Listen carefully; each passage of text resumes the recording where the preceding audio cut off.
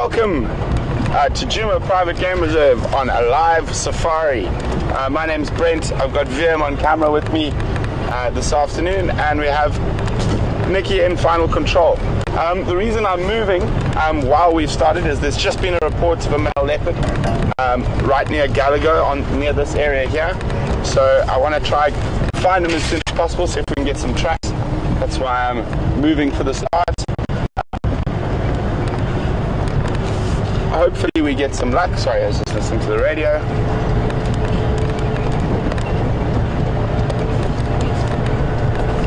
Okay, so about 20 minutes ago he was seen just off to our left here, heading sort of southwest, and that's the direction we're going.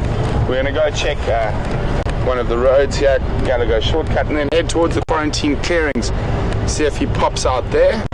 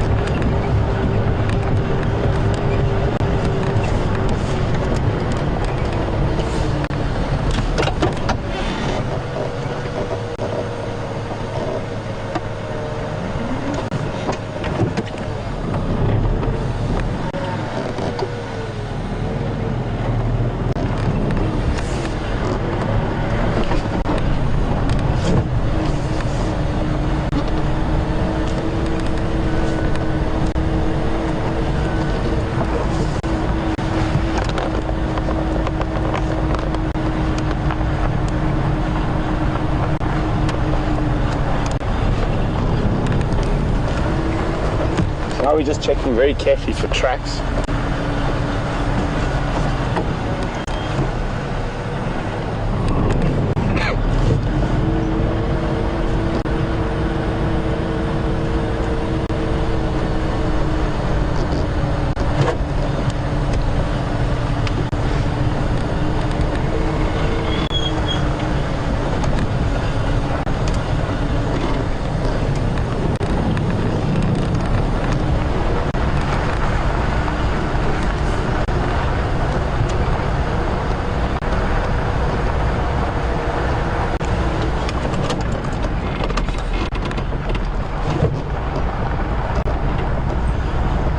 So not only using our eyes and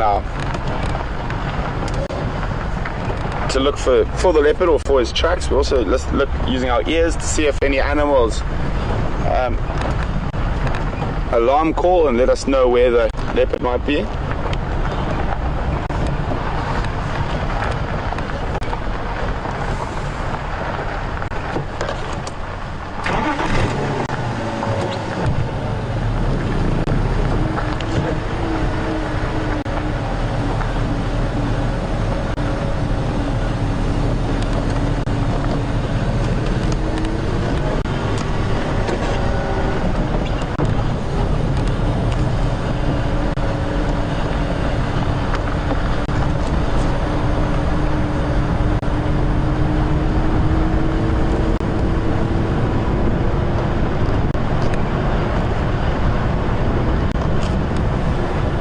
Standing by.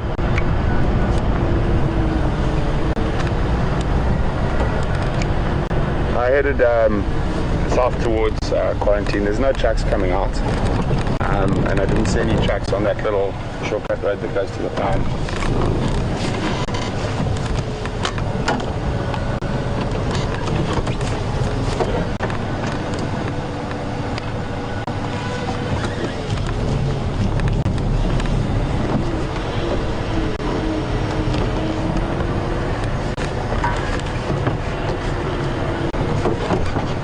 Go ahead.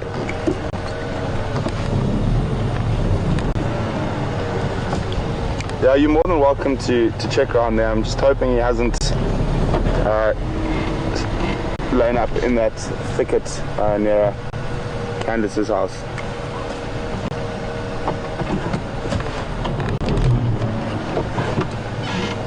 Aubrey said about 20 minutes ago.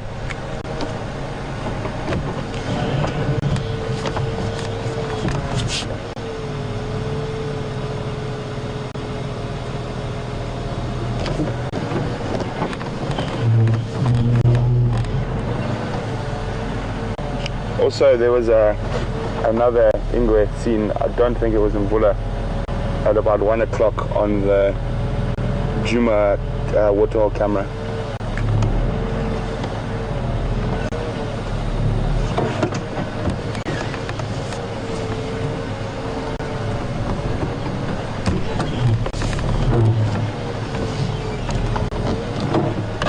Sorry guys, this is a very busy road. I just want to check these trucks carefully here. There are leopard tracks here. I was just trying to figure out whether they are from this afternoon or possibly last night or this morning. There have been a couple of dust on them.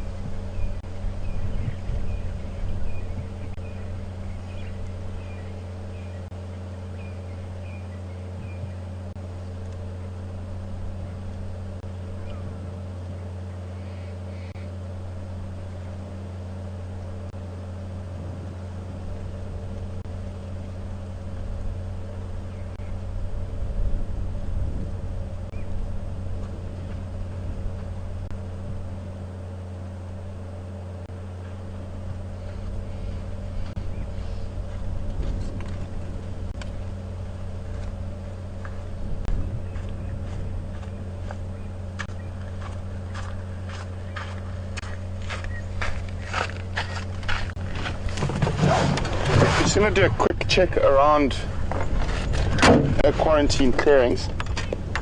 It is quite difficult with the mount. On one of the roads it's not as busy. Just to see if possibly he pops up.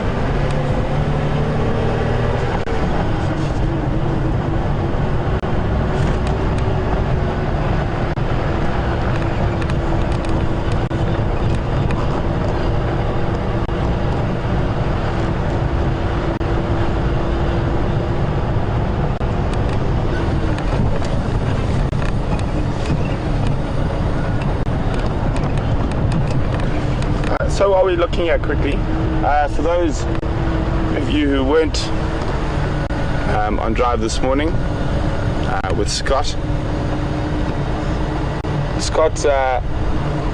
went and saw a Tingana male leopard on Arathusa, and he'd caught another aardvark, but unfortunately for him, the hyenas came in and stole the aardvark. And I think, Vivian, what other leopards did you guys see this morning? Kunyuma? Early. They also had Kunyuma early. Then that was also close to the dam. So there are quite a few different leopards around here at the moment. And that's all very close to the camp. There's an impala standing there, and that's not snorting, so I might go back down towards that little drainage line.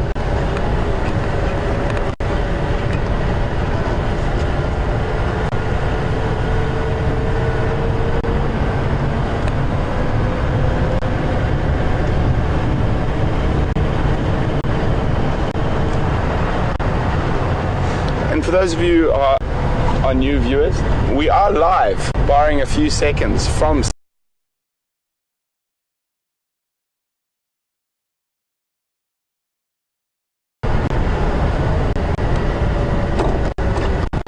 incredible. We can now share an African safari with you while you sit in the comfort of your own home.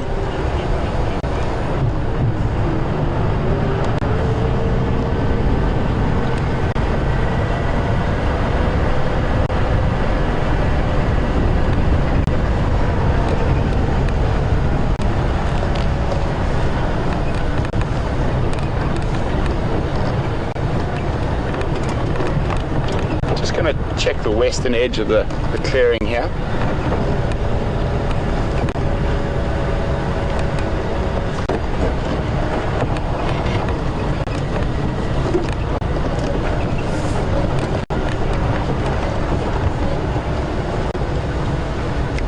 Well, since we saw the quarantine male leopard sleeping on the Djuma bush dinner site, every time we drive past, everyone sort of gives it a double check to see if he's going to be lying on the tables again.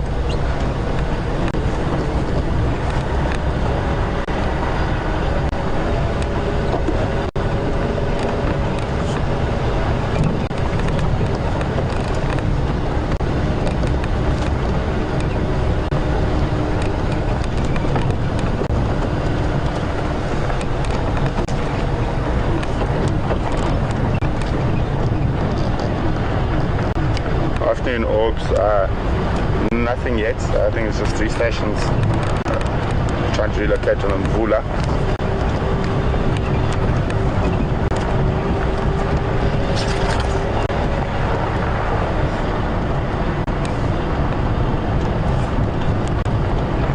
Hi firm, I checked that small Ndlela that runs past Gallagher Camp up to Gallagher shortcut. I didn't find any Nkonzo. I'm now checking that track that runs on the western edge of quarantine clearings up towards Rebecca Zoe's. I think Lex was checking on Gallagher shortcut from Buffalo's cut line, and Taxon was going back around to check from the dam side again onto that small Ndlela.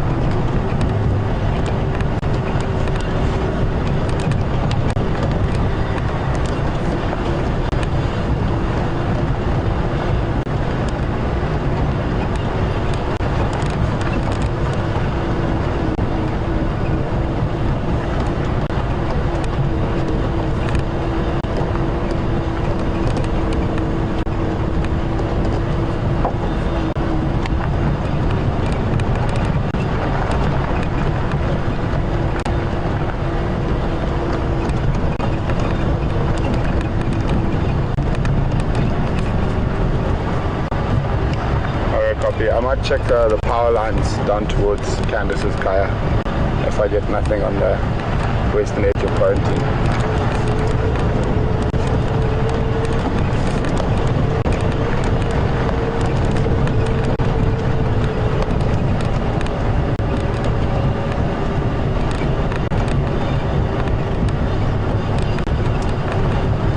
Okay, copy. Thanks, Lex.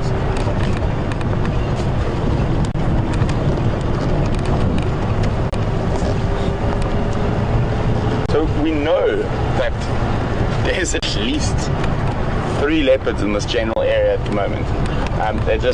So there's 3 cars, and we're all just checking very carefully to see what's going on, and hopefully one of us has some luck shortly.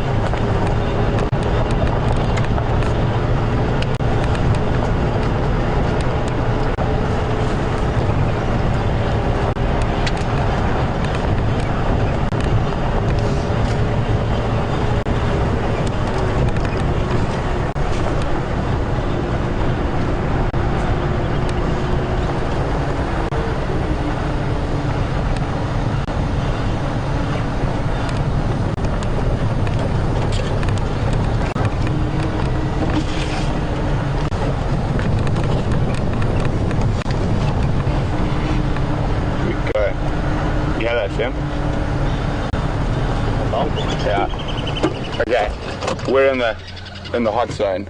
So we've got a squirrel alarming, we've got a francolin alarming.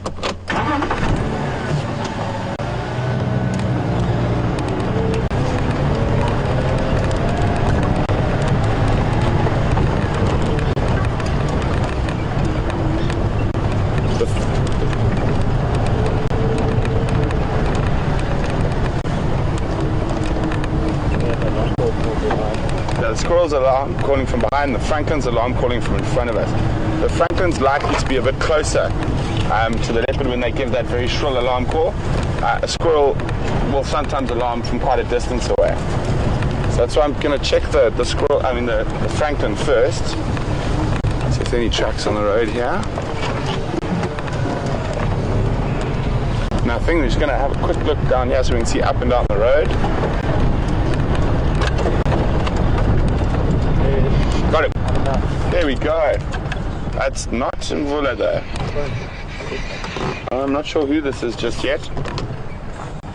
But there we go. See how the other animals told us where he is. Station's located today. Young Wadora Ingwe at Zoe's junction with retail access.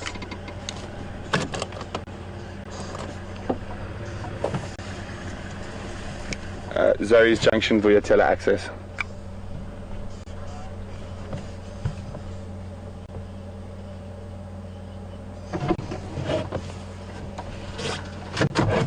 Copy, there are 2 stations here. Aubrey and myself. Aubrey was just heading down via tele-access as we located.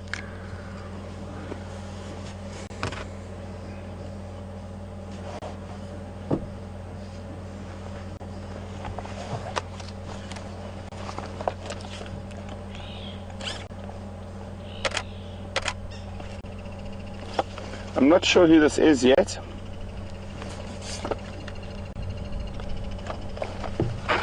Okay, Raisa is saying this is the quarantine male.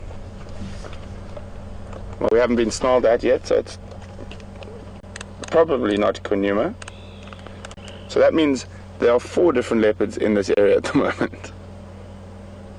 So we saw him yesterday, probably about 4.5–5 kilometers from here. And then he crossed our southern boundary. So I think he's done a big loop and walked around. I'm just going to reposition the vehicle so we can get a better shot.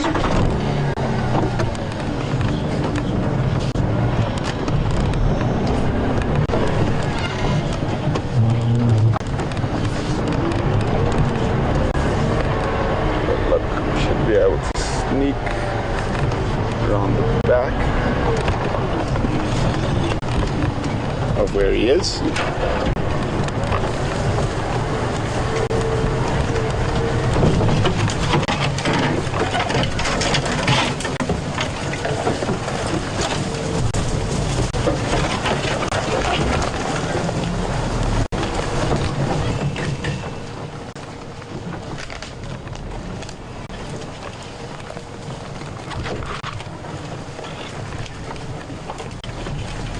You can make your way.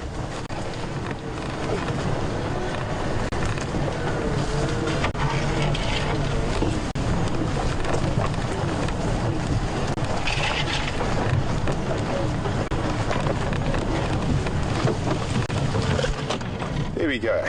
So it is quarantine male. Apparently there's an update from Raisa, and that he was the same leopard that was on the Juma cam, on the waterhole cam, earlier today around 2 o'clock this afternoon. So quarantine's here. Kunuma was seen here near here this morning, and then Kwatile and Mvula have also been seen in this area today. So there's 4 different leopards, probably within about 1.5 kilometers of where we're sitting right now. So I don't think we're going to have to drive too far and drive this evening.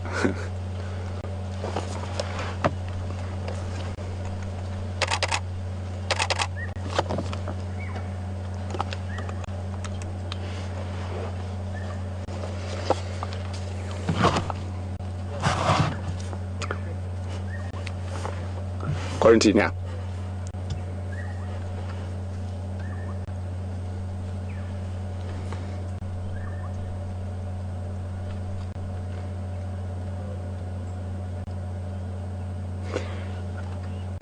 I heard this. I heard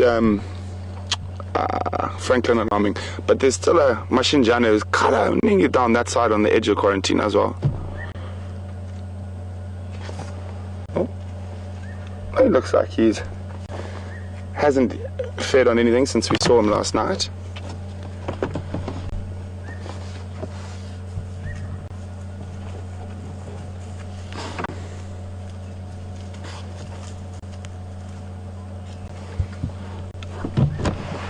Tell me when it's okay to remove.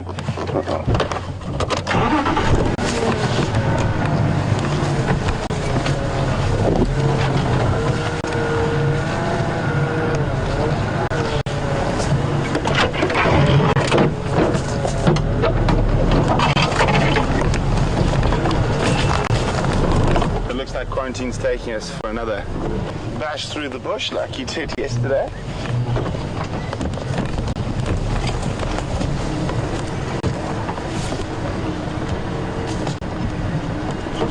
This is quite exciting, knowing that there are so many different leopards in this area this afternoon. So the likelihood of them bumping into each other is quite high, which makes it very exciting for us to follow them.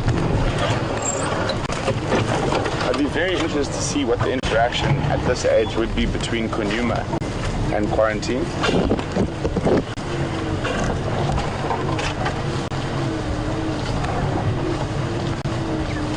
Copy, no problem. Good luck.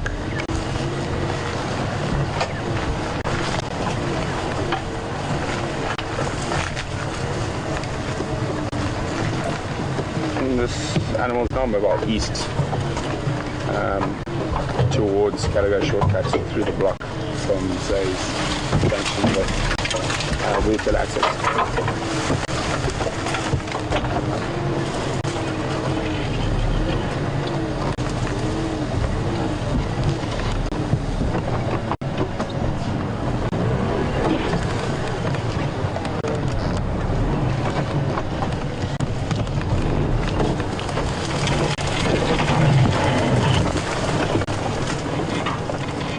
See what he's doing. I'm positioning myself a bit further because I can't go through the bush there where he is. There's a lot of fallen trees. So I'm just positioning myself that we can possibly get around.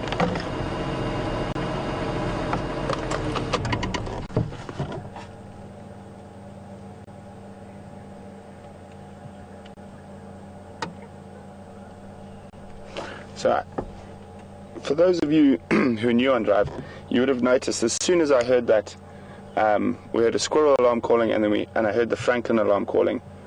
The squirrel, because he's high in the tree, can see a leopard from further away. But when you hear that very shrill Franklin alarm call, and we know there's leopard in the area, that's why I went straight towards where the Franklin was alarm calling, rather than looking around where the squirrel was.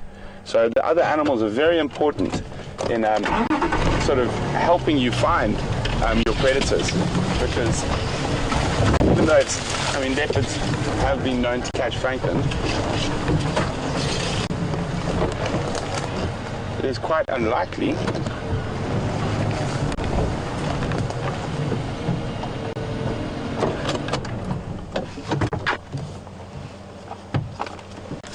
standing by.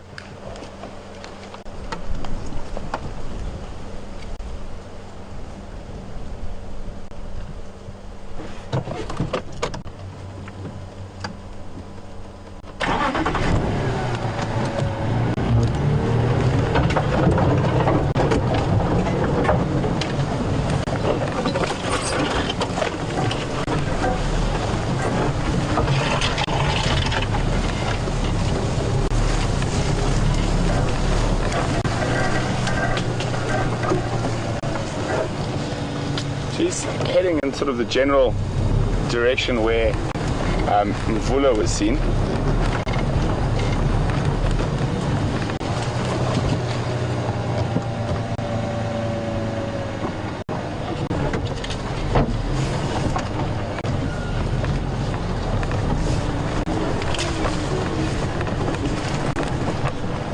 He's still in the block, but he's going to come out into Gallagher shortcut probably in the next 5-6 minutes.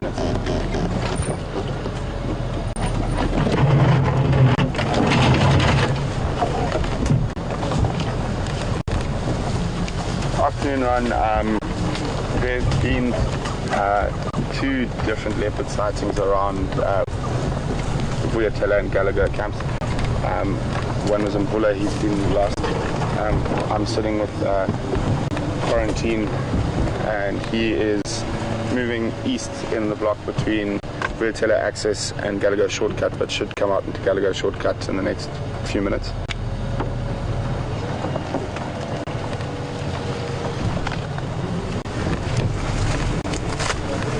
Not that I'm aware of.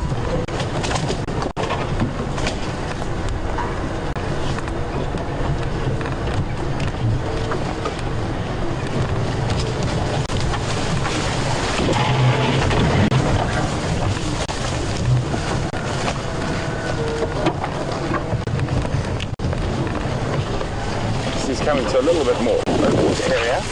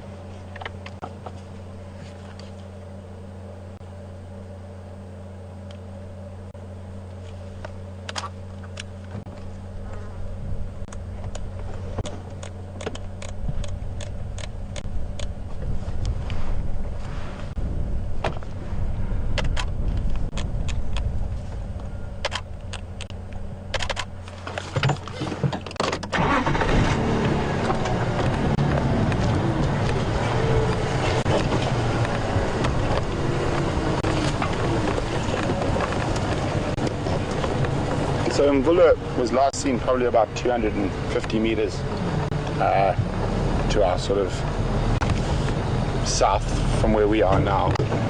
And Quarantine's general direction is in that area. Just for those who are not sure, when I refer to Mvula, Mvula is the dominant male leopard in this area. And there is a likelihood that this is possibly one of his sons. He acts like it's his son. He doesn't try kill him yet, but as he gets a little bit older, about from this age on, he might start becoming more aggressive towards these young males and pushing them out of his territory.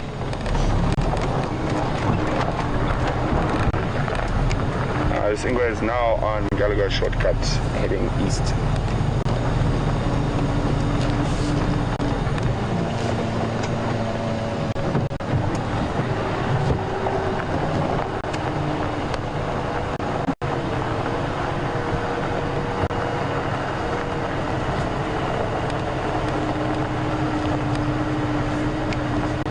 I think I'm further east than you. I'm further east than that link road.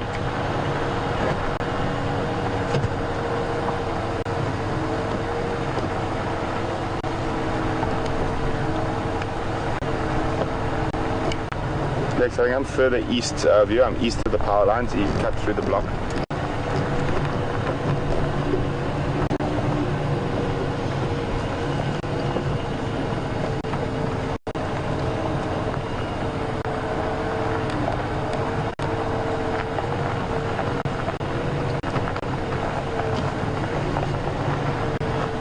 No negative, I gotta go shortcut, but closer towards the Buffelshoek boundary.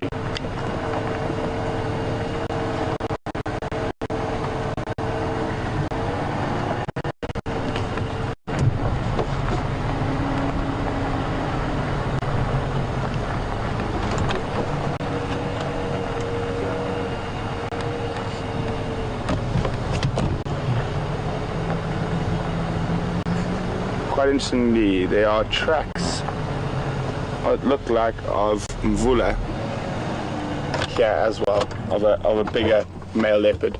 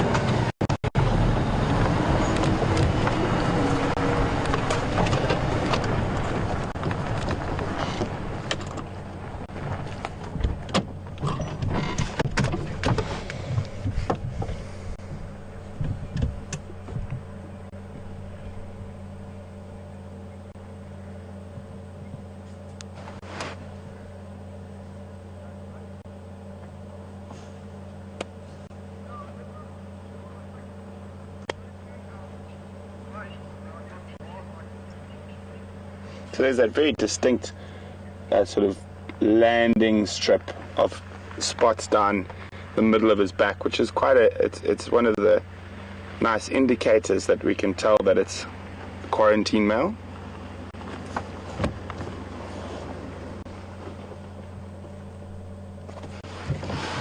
Also, looked like there were tracks of Mvula did you come from Buffelshoek on here? On top of you on here as well?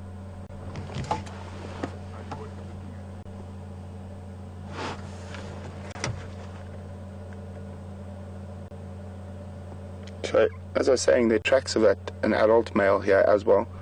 And I just spoke to the other vehicle that drove on this road earlier. So those tracks are on top of those tracks. So it's quite possible that that other male could be very close here. And that's what he's listening and looking at into the thickets there.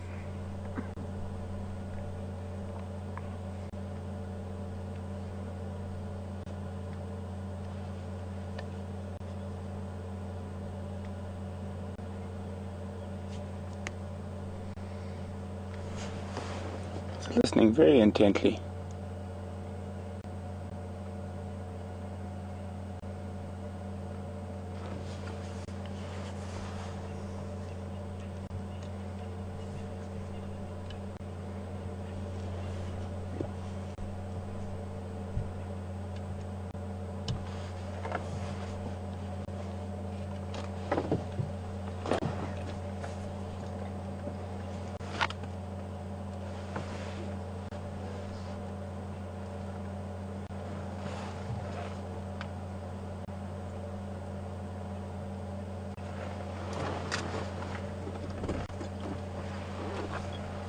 There's that landing strip again.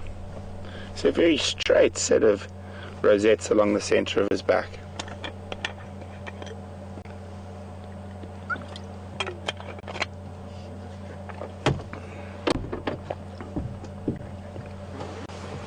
I didn't even have to do any walking this afternoon.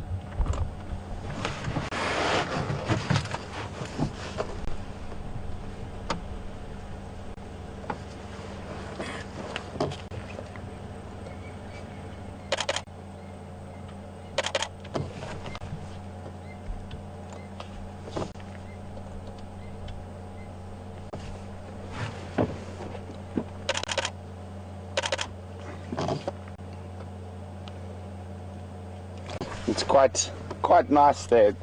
Really nice shot by VM. You see how the guarri bushes and the other trees around are almost framing him.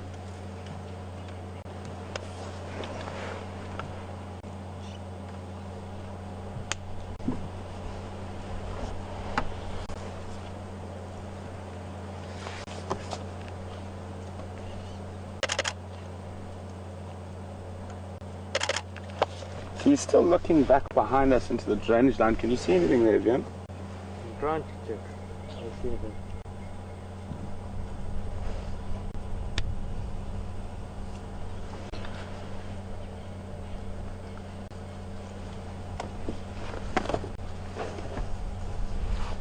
Right, only 2 stations here. You're welcome to make your way straight in.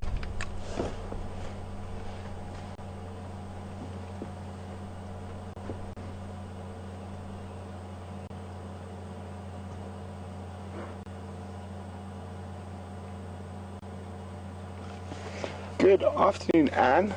Welcome on Drive with us this afternoon. Anne would like to know, do young male leopards leave their natal territory or the territory of their mother voluntarily, or are they pushed out Generally they are pushed out and forced out by both mother and father will stop being as, what's the right word, receptive, or they'll just become quite aggressive towards them. A few weeks ago we saw Kunyuma with Karula, and she was hissing and snarling at him. I've never seen any of Kunyuma or Quarantine with Mvula yet, who's the dominant male in this area. So it'd be very interesting if we stay here this afternoon to see what happens if he does bump into the dominant male, to see what Mvula's reaction would be to him. They will tolerate young males that they think are their own offspring for quite a while, but I think as they get to this age, as they start getting closer to 3 years old, is when the males start really sort of driving them on. And then they become semi-nomadic from there. And let's see, I can hear Franklin alarm calling in the direction he's looking as well, but it's quite far. Kan je nothing of the headphones? True.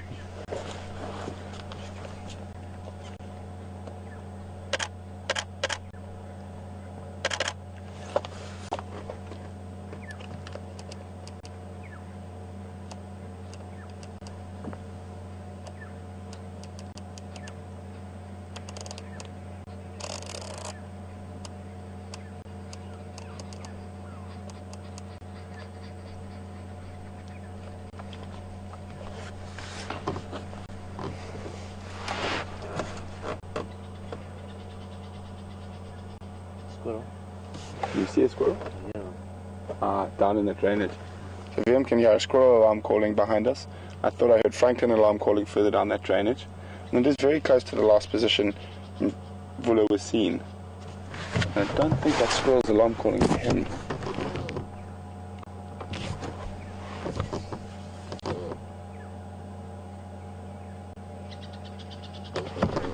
That different one. That one might be alarming him.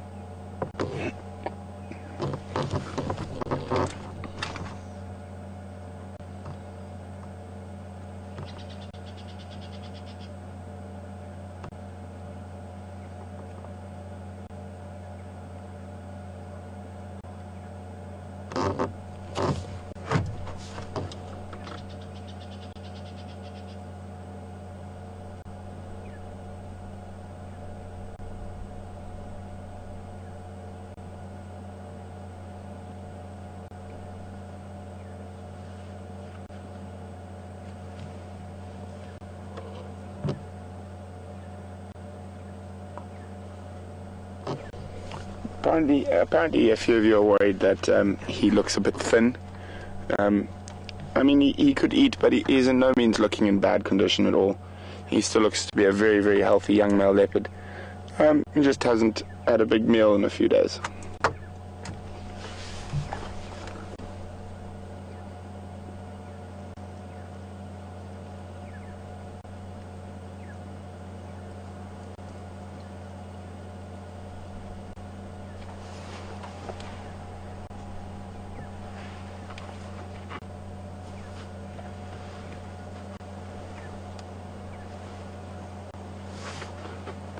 Looks like he's seen something past us or behind us. Can't see anything myself. But he is looking quite intently in front of our vehicle, and here he comes. So he's seen something that I couldn't see.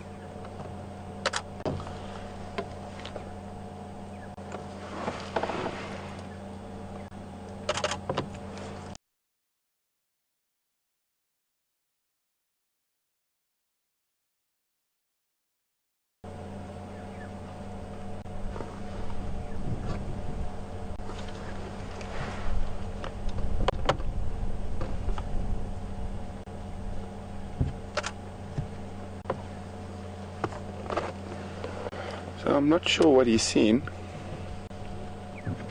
but he's still looking. We're in the bottom of a dip here, so he seems to be looking a bit above and beyond. We might not be able to see what he's looking at from where we are.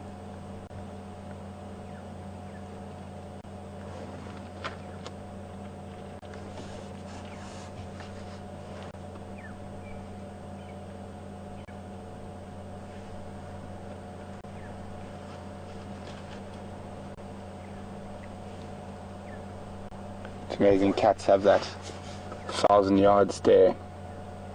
Seem to look through things.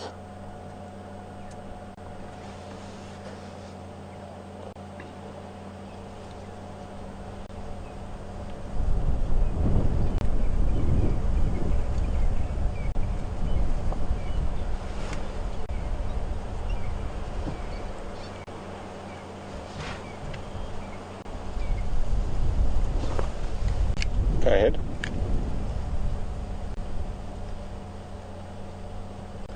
On Gallagher shortcuts, if you're heading towards Buffelshoek boundary, there's a small drainage line. We're in that drainage line at the moment.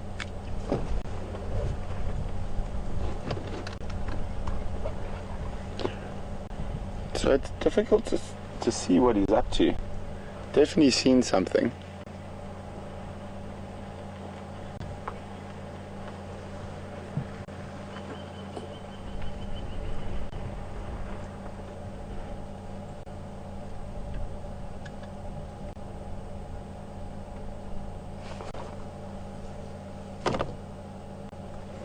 Just going to move forward a little bit so the other vehicle can also see him.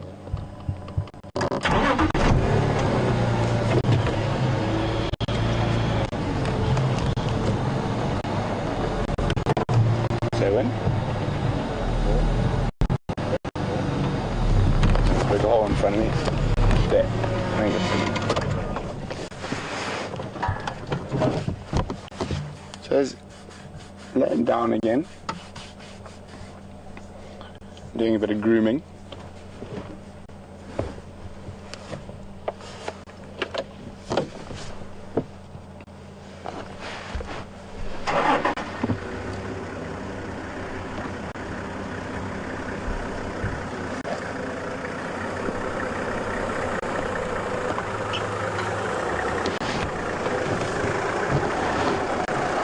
Thanks, how you guys doing?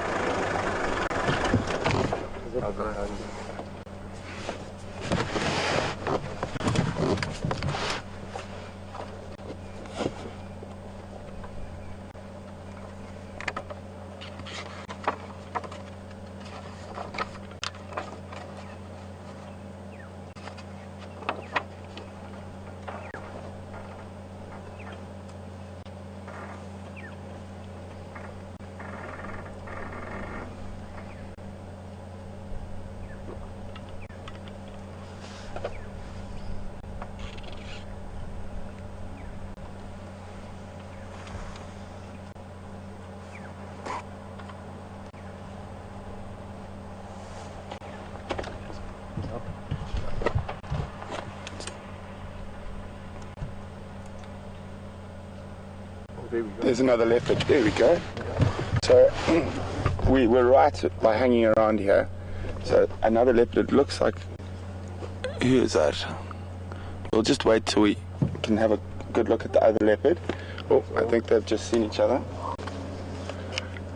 Ryan, there's now two in this position.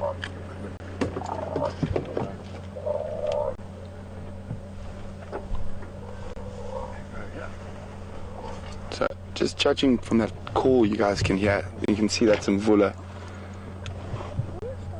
And he's pretty much just ignoring Quarantine at the moment. You can see how much bigger he is.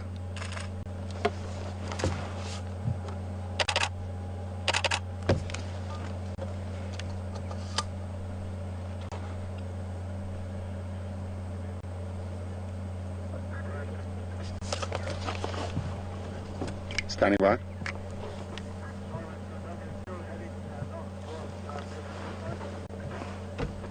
Negative. Mvula is just in this position as well.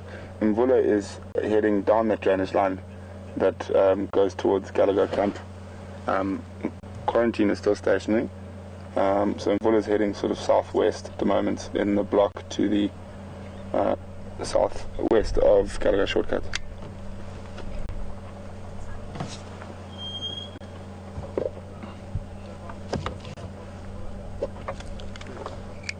I'm not sure, just to give us a few minutes to figure out what's going on.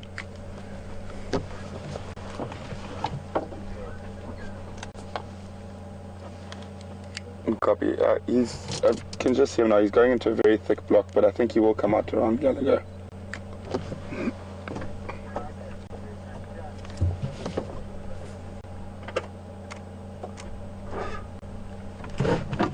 Okay.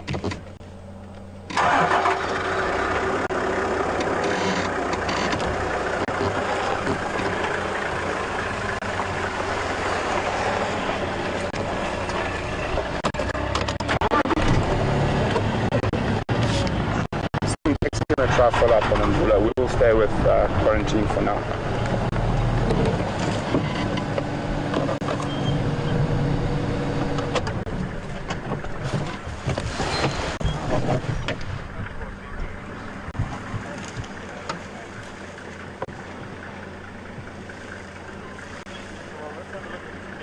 So how's that? That was quite incredible. You hear that very light contact call, and very submissive behavior he showed towards that dominant leopard.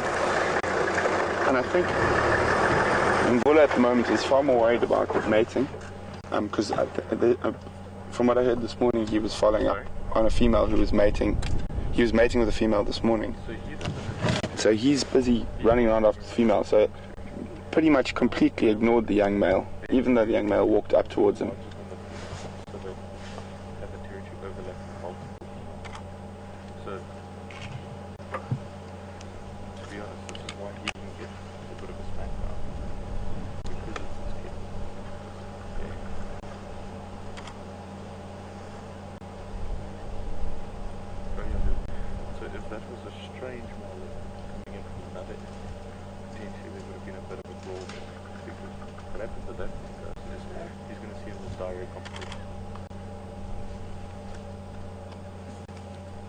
I'm just going to move a little bit, if we can get a slightly better view from out behind the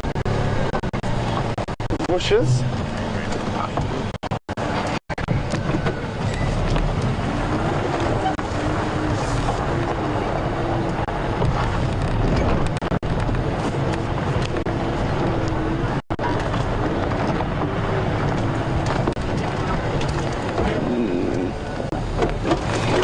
think there's a gap there, just have a look. Back.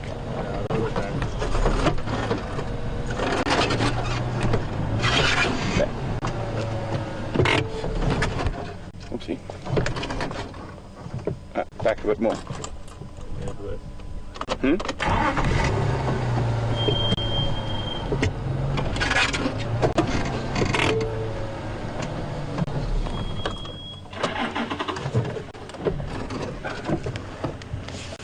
Handbrake.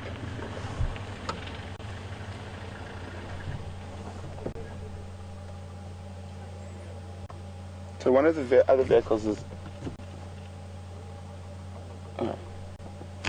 doesn't look like Mvula went too far.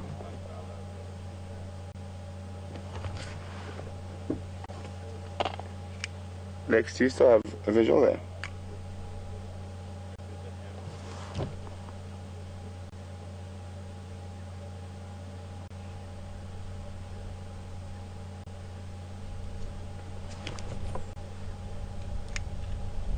Copy, thanks.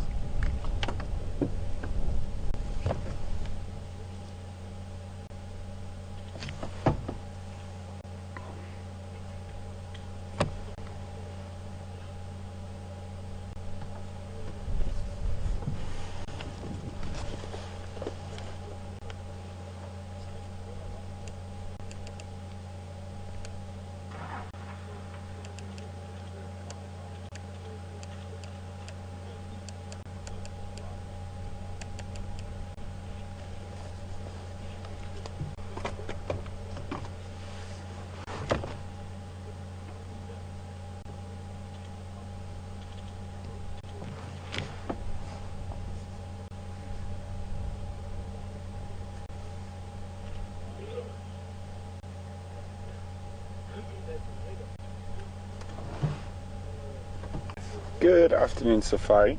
So I'd like to know which leopard was making that low-pitch grunting call. It was Quarantine. Little contact call and quite a submissive one. Well, He's popped his head down. What I think we're going to do is we're going to go join Lex. We're going to try follow Mvula because he's on the move.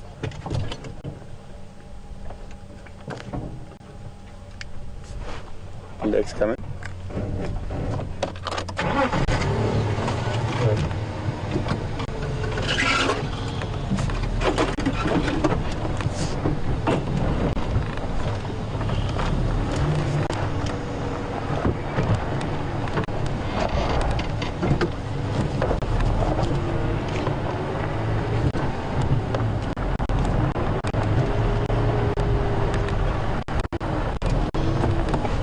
Stations, these are not two separate sightings. I'm going to go join Lex with Mvula. He was mobile east on the northern side of the drainage on Gallagher Shortcut, and Ryan from Aracusa is with Quarantine, who's stationary in that drainage line on Gallagher Shortcut.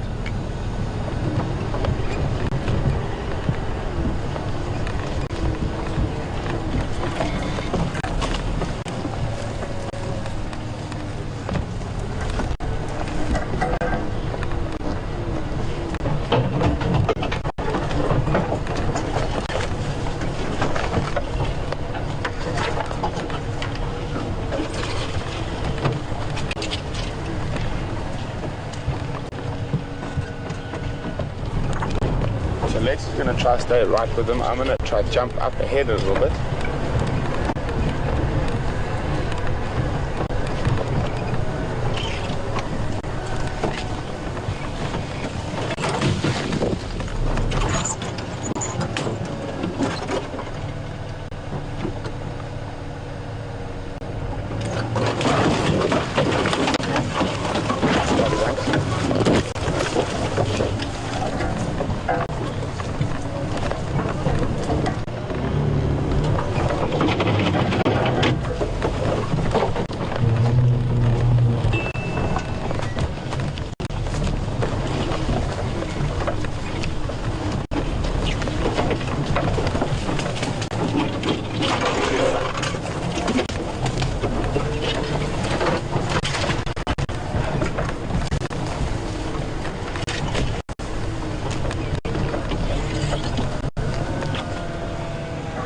Guys, we're just trying to pick our way through the trees here.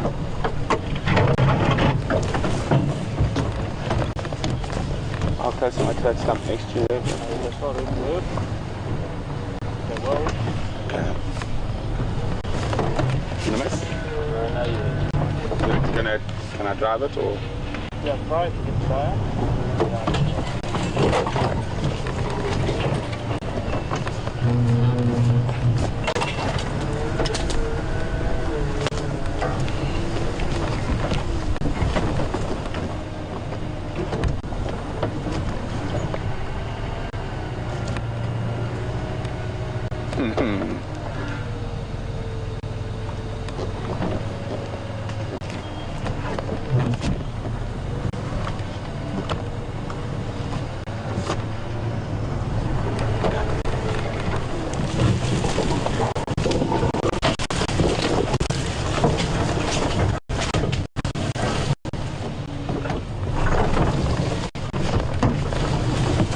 Behind me?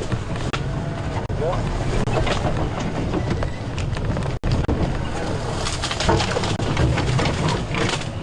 The reason I did that big loop was to not drive over this tree. It is an African ebony and a very slow growing tree. That's why I made the effort to move around and not just go over the baby ebony tree.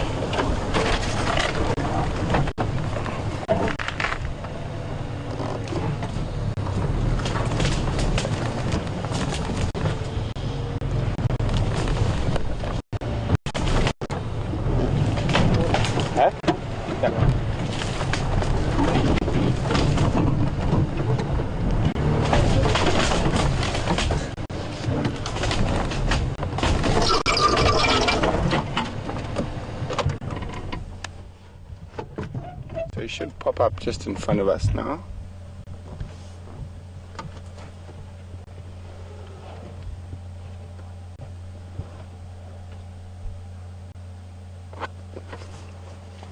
Copy, thanks Lex. So he's just off to the right here. His general direction has been this way. There is quite a steep drainage line in front of us, but looking where we are now, looks like we do have an access point if we do need to follow him into the drainage line. So we'll just stand by. His general direction has been down this drainage line. I can just see him now. Vim, I don't know if you can see him from where you are. You can just see a few rosettes through the thickets. Actually move forward a tiny bit.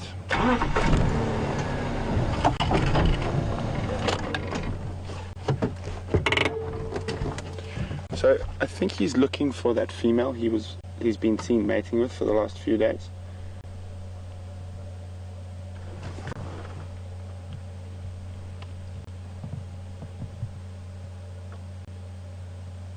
Very difficult he is. Has he moved? Yeah. I can't see him anymore, can you? I can see him, but I can't find him on the viewpoint.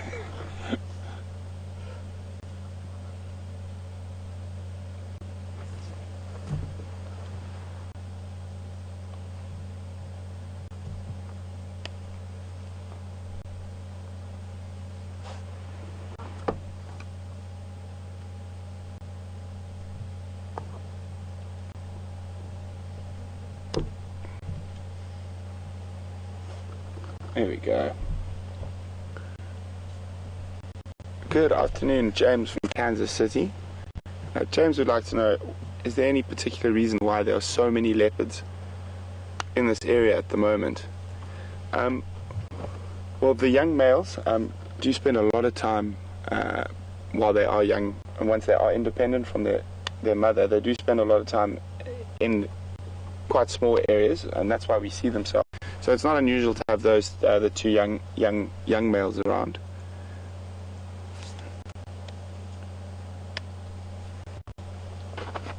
Copy, thanks, Lex. And then Mvula, this is definitely a core part of his territory. So he would be through here from time to time, but now the female, so I think it is Kwatile who he has been mating with. But without seeing her, I'm not going to venture any guesses just yet. I think he's looking for her. He's apparently heading down into that drainage line, so I'm just going to see if we can sneak our way down through here.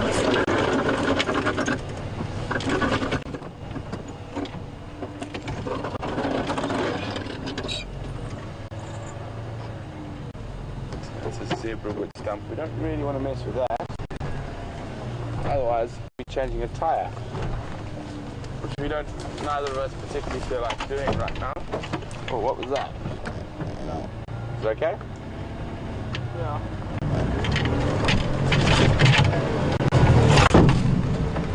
I don't know what that was. No, it was just the tyre flicking that stump.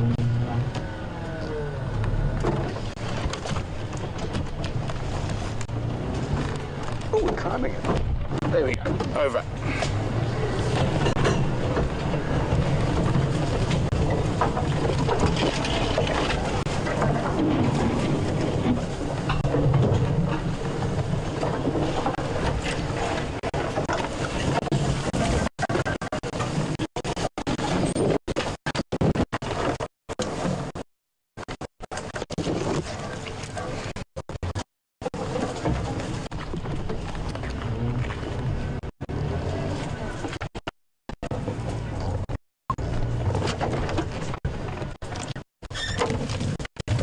Watch out on the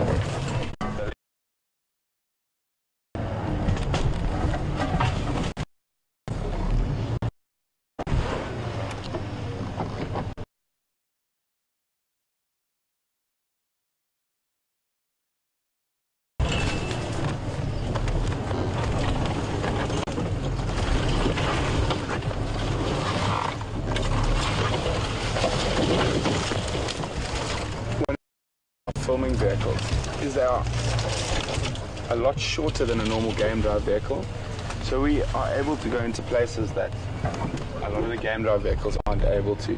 I can see them now, so I'm just going to position us so we can see them.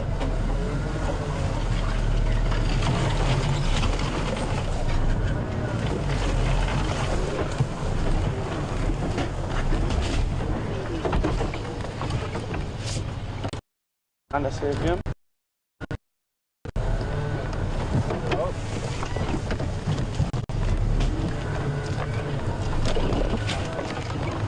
25.2.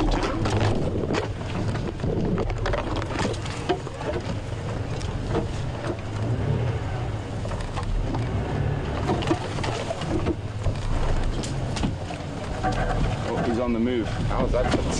Oh, that's a bit bigger than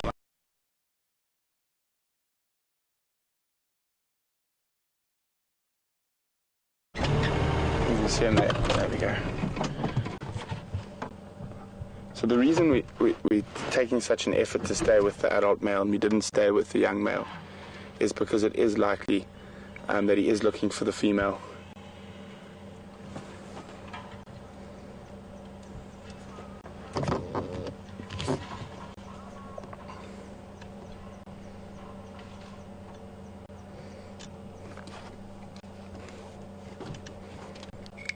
Look, so I've got visual from where I am. He's now in the bottom of the drainage.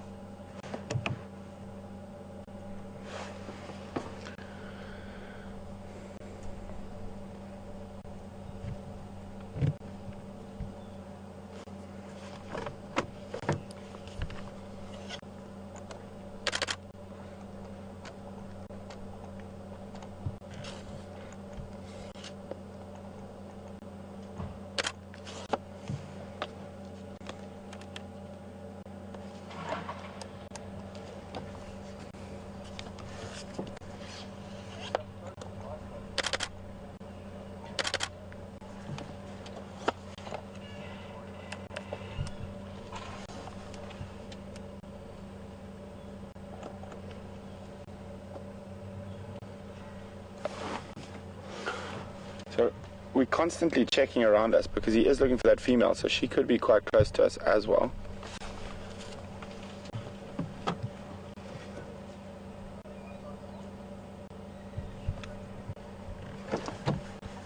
Nice shot, VM. VM's doing a sterling job. It's not the easiest spot to actually film in, and VM's just managing to find those gaps.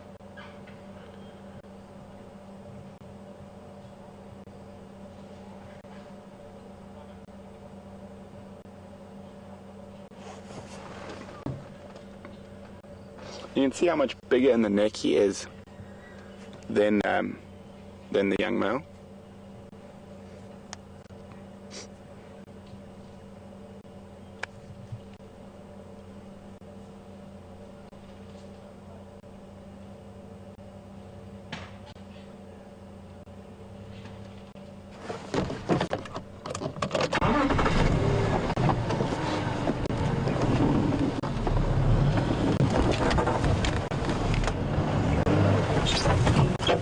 Now, the next question is,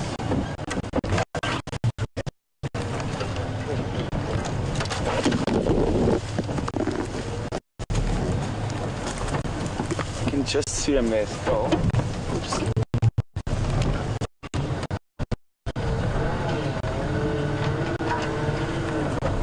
Unfortunately, maybe that was rotten.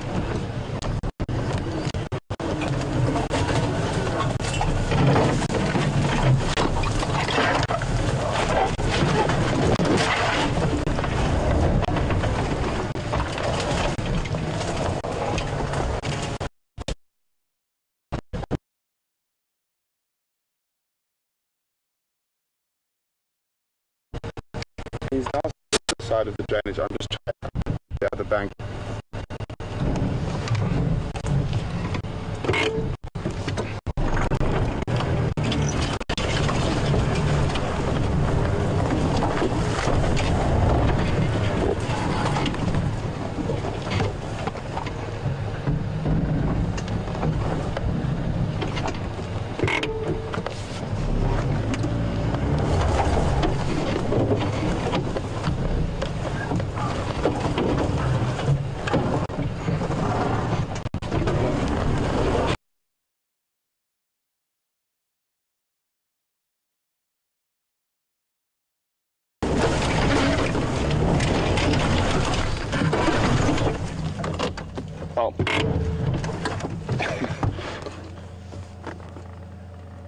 He's right off to our right here.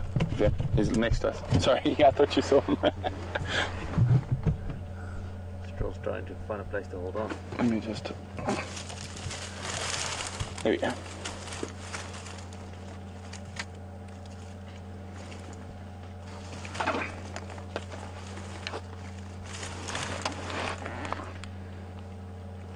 Dex, I think it's going to be easier if you try to come from the other side.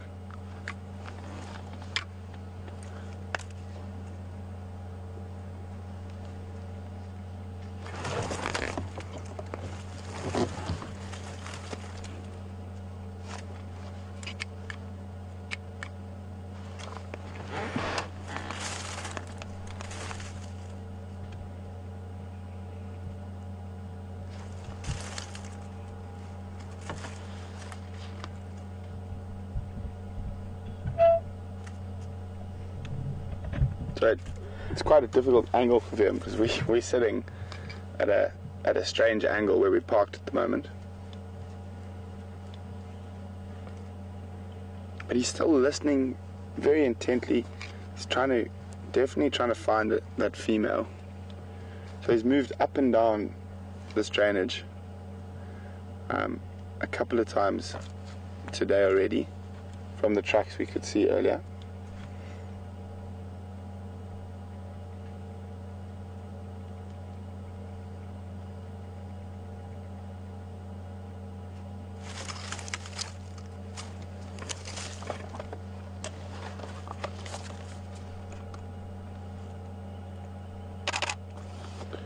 So guys, for you guys who are wondering what that clicking is, that's just my camera. Every now and then I might take a few shots.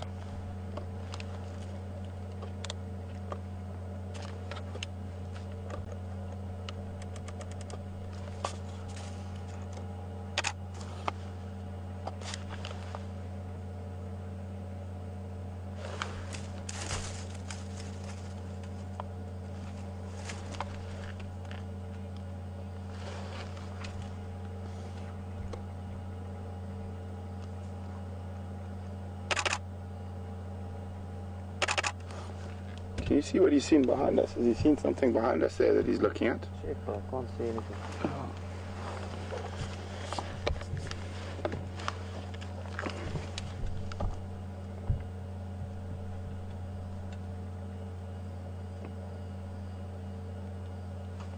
Good afternoon, Helen from New York. Welcome on Drive with us this wonderful evening. Helen would like to know how... Oh, Helen, I'm just going to... Don't go back down, please. We've just managed to get out of there. So just to give you guys an idea, he's less than about a meter from me at the moment. He's very, very close to us. He's going to actually cross closer to VM there now. So he's about a meter from us.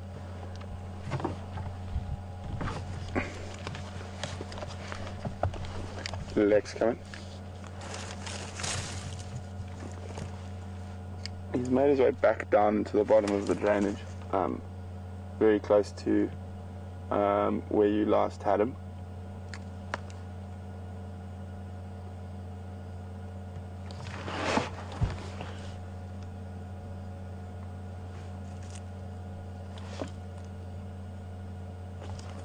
Copy, no problem.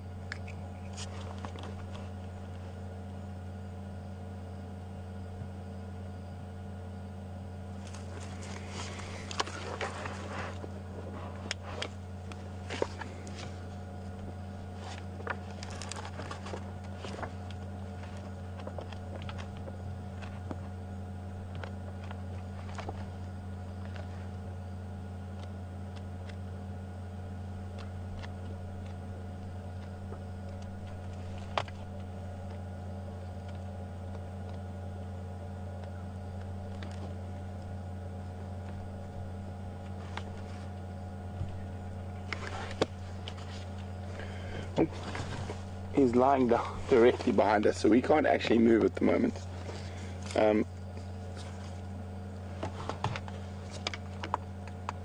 So back to your question, Helen, male leopards become sexually active between 2 and 4 years old, depending on the area.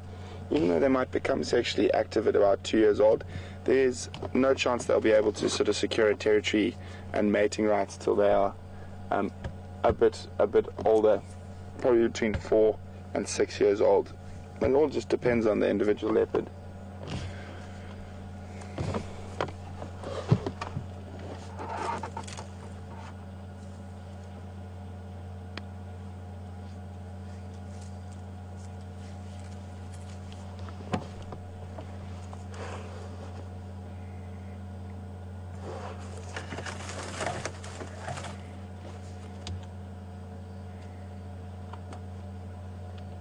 There's a lot of questions about why his neck is so much bigger and thicker than the other young male leopard we saw. It's because he's quite a bit older, so that he's a lot stronger in the neck and shoulders and the muscles. He needs to be to defend and fight for territory. That young male isn't at the stage where he's fighting for territory yet. He hasn't fully developed, so that's why he's not holding his own territory. He's still hiding around. Or not hiding, but he's still in his natal territory where he was born. So he will, as he gets older, thicken out and get that same sort of dewlap and thick neck as this leopard has.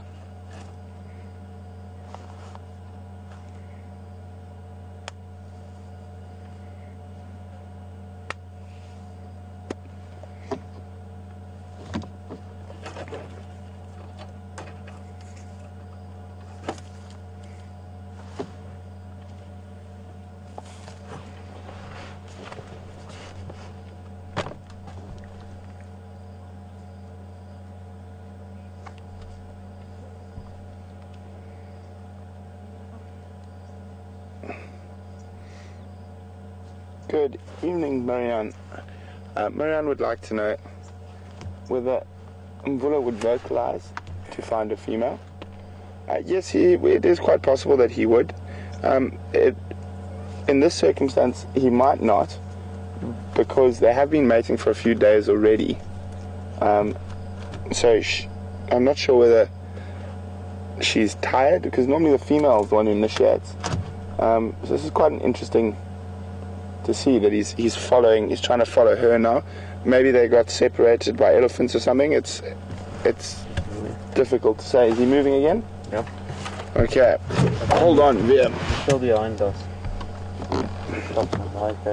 Okay. Hold on, Liam. Up again. Hold on. Up on the other side or this side? Yeah. This side? Yes. Oh, that's good. Yeah, he's coming up. Oh, he's coming right back next to us.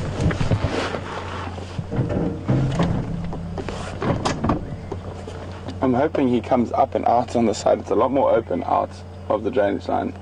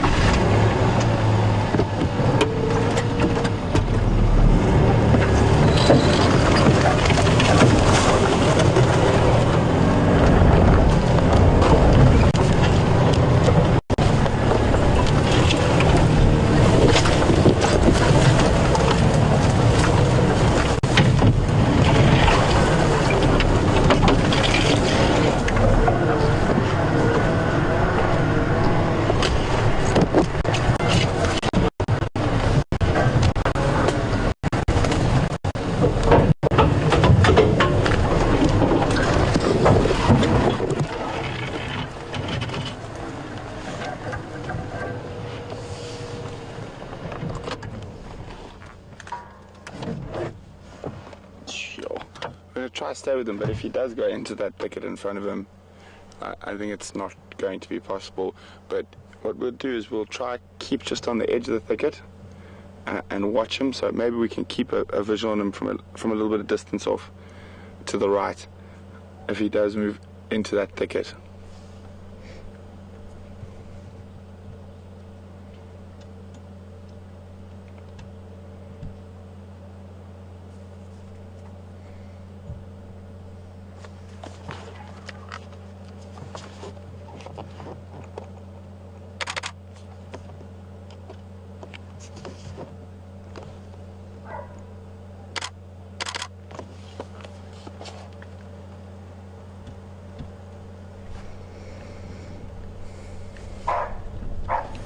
That's a bushback that have just spotted him right in front of him. We didn't see it, and neither did he.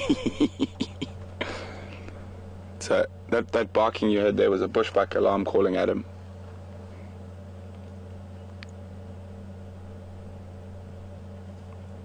Could work in our favor. He might not head directly into that thicket because he's just disturbed a bushback.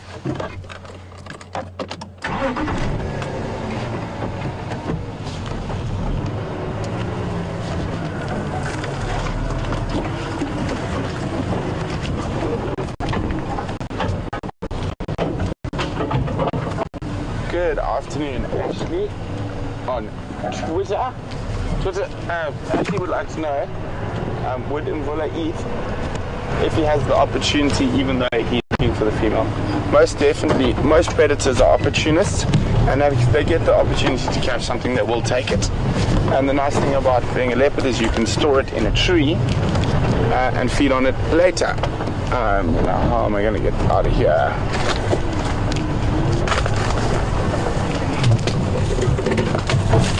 Watch thorns on the right.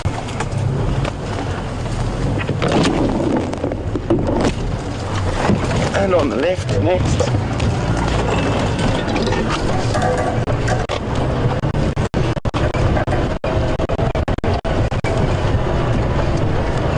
He's come out of the drainage line again. He just walked into a pushback. I've lost briefly. I'm just trying to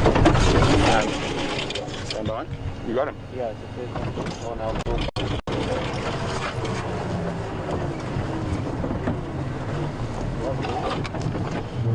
Sure. We left him over there.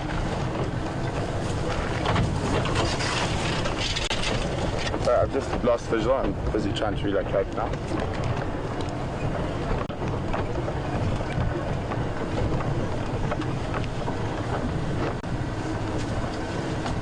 Last place we had him was here. Going into that very thick stuff.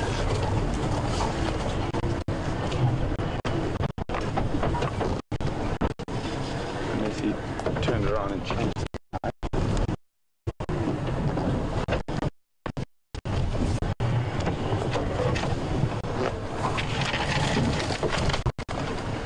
Copy, thanks, Dex.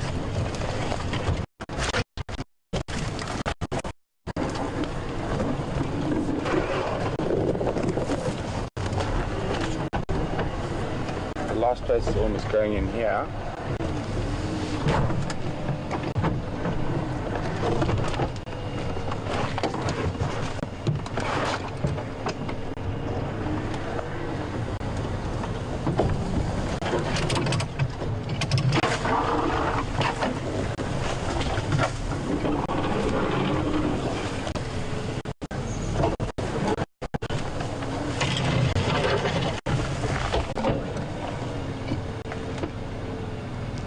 Where was the last place you think you saw him there? Yeah. He wasn't as far. Maybe he turned around again.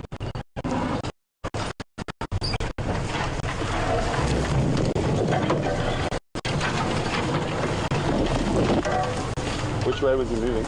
This way.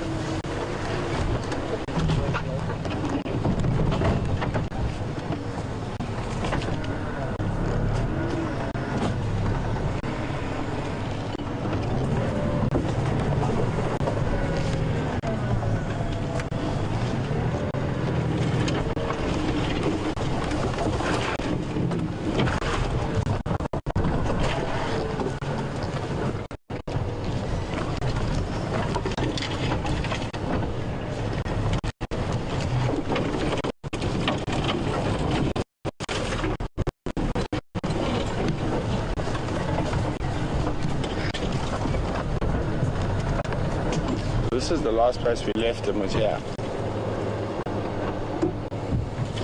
Flat.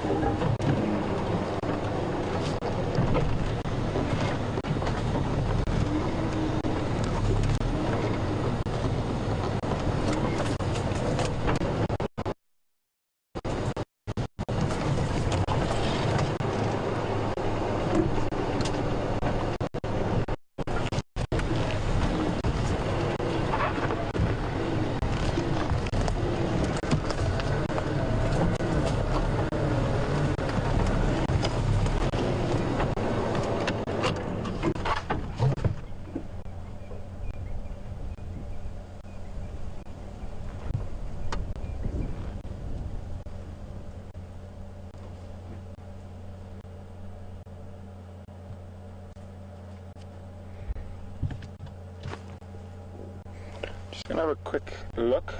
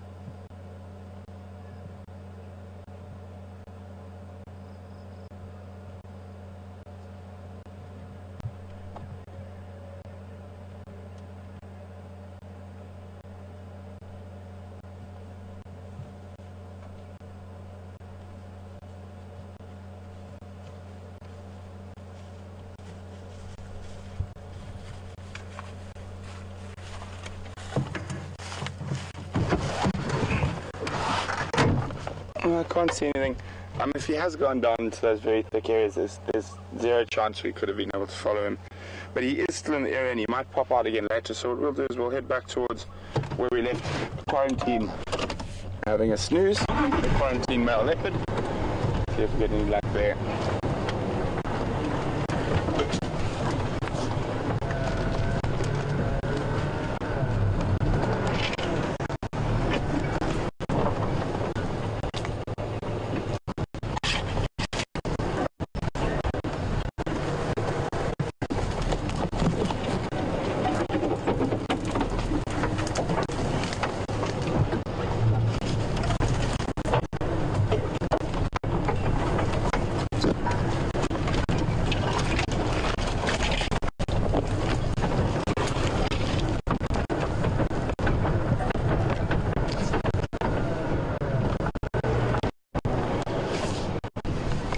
Stations I've lost Mvula in a Timbweti thicket in that drainage line that runs from Gallagher shortcut towards Gallagher camp.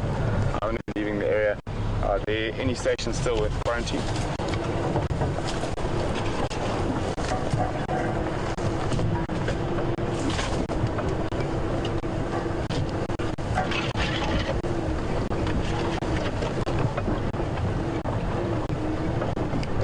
Copy, thanks. Standing by.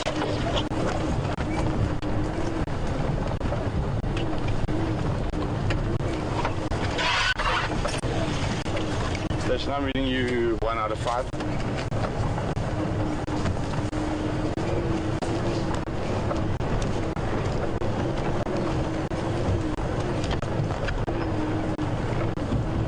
General direction would be towards that small umbrella that goes past Gallagher camp, between Gallagher shortcut and Mvula.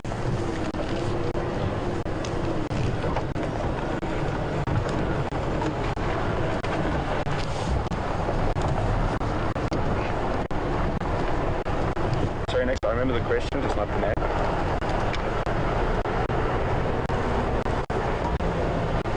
Good Good evening, Terry from London.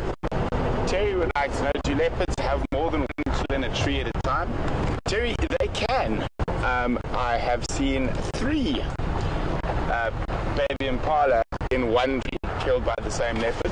As we said earlier, they are opportunists. So they will take a chance when they can to want to get as much prey as possible. And Mr. Quarantine has not moved very far at all.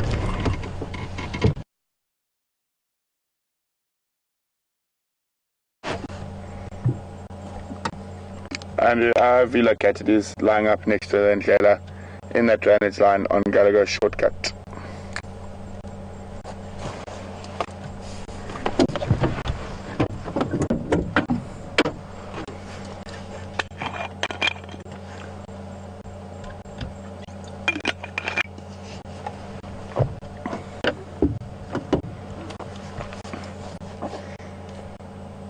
So it's possible that Mvula might move up and down again, so we might bump into him again.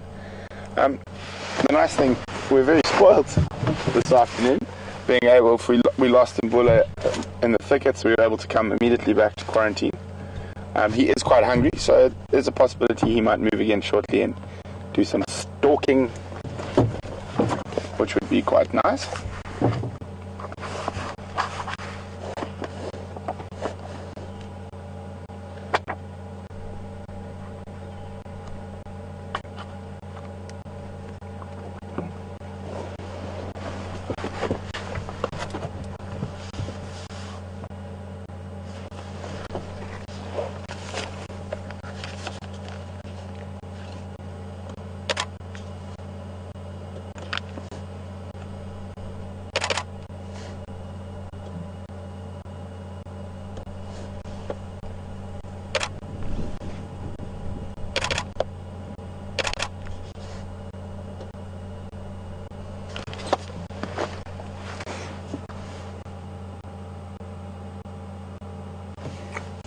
For me, this is one of the best times to be in an area where there are young male leopards, when they are sort of at this age, because they're very active and they move around a lot, and you find them quite regularly, and they're always very good quality viewing of leopards. So we're quite lucky that we are based at Chuma now while they're at this age where they are very visible.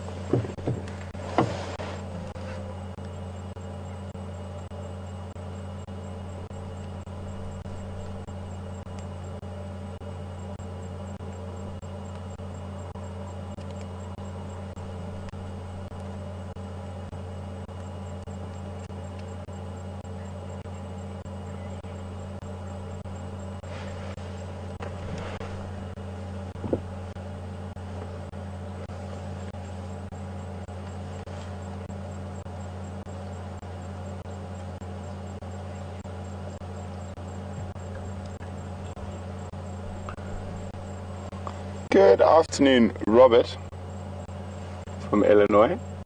Robert would like to know how I know it's safe to exit the vehicle and walk around when there's a leopard close by, after I've just mentioned they are opportunistic hunters.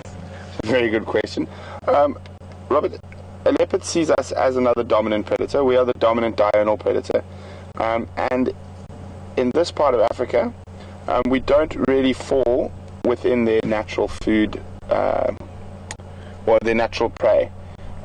They tend to prefer to avoid conflict with us. They have sort of evolutionary knowledge that's passed down that we are dangerous on foot. When we're in the vehicle, they don't recognize us as individuals. But when we're on foot, we have that bipedal figure, which is a dominant diurnal. We are the dominant diurnal predator. And that's why even when you walk into lion and leopard during the day, 99.99% of the time, they will actually move away from you. And if you do happen to surprise them or get too close, they might give you a warning charge. A lot of people call these things mock charges. I disagree. It's not really mock. It's not a pretend charge. It is very much a real charge, but it is a warning charge to tell you that you are too close. Copy, Andrew. That you are too close and that they want you to go away before we actually come into blows. They're just trying to intimidate us with a warning. They will try and intimidate you with a warning charge.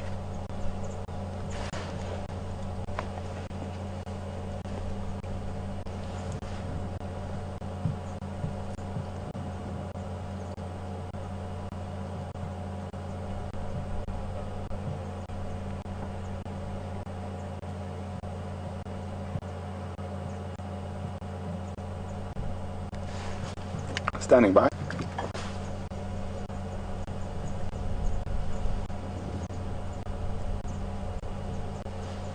Go firm.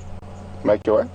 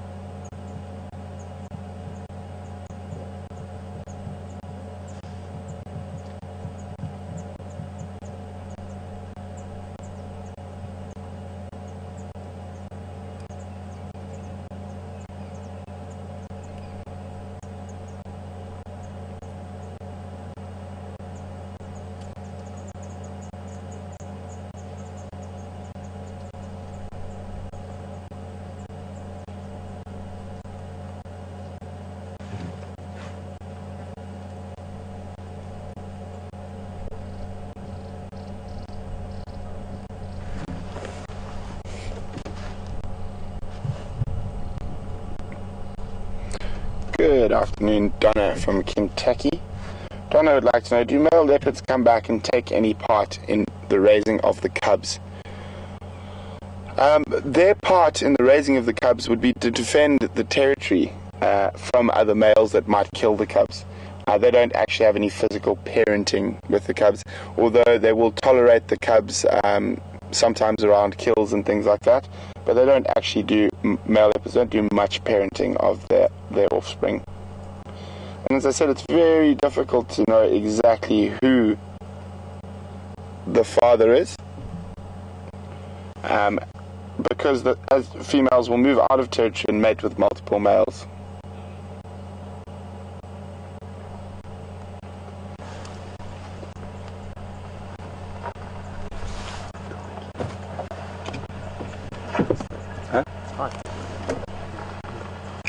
Next coming.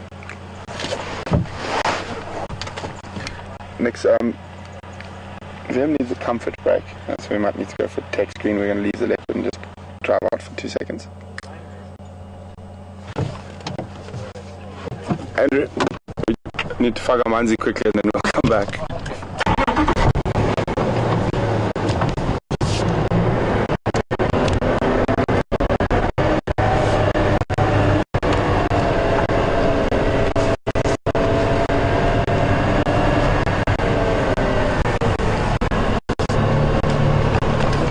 Possible to get it sorted and get you back on the vehicle.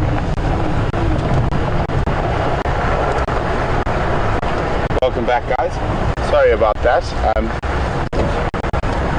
We've just had to move out of the sighting quickly for a comfort break.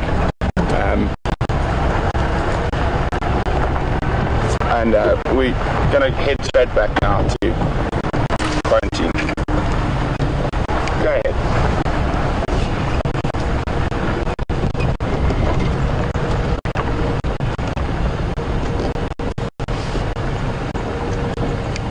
general direction towards Gallagher Camp.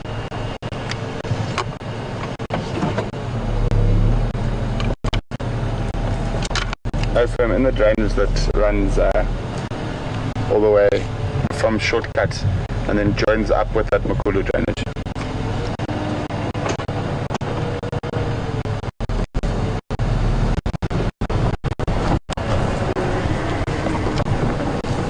Copy, good luck.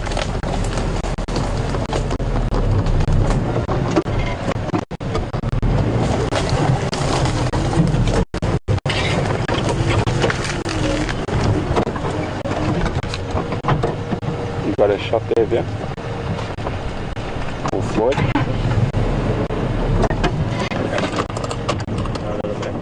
Little back. Go.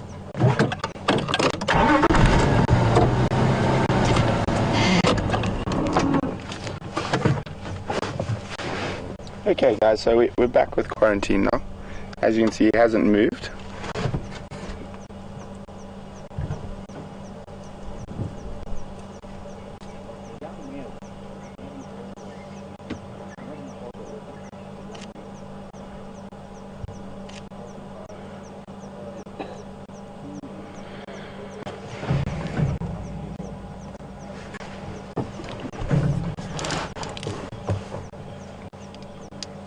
Good evening, Paul from Minnesota. Welcome on Drive with us this evening.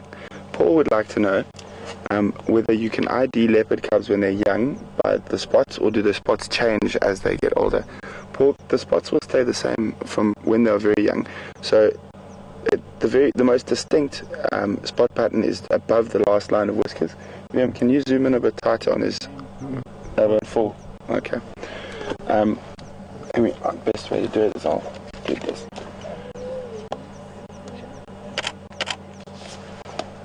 Okay.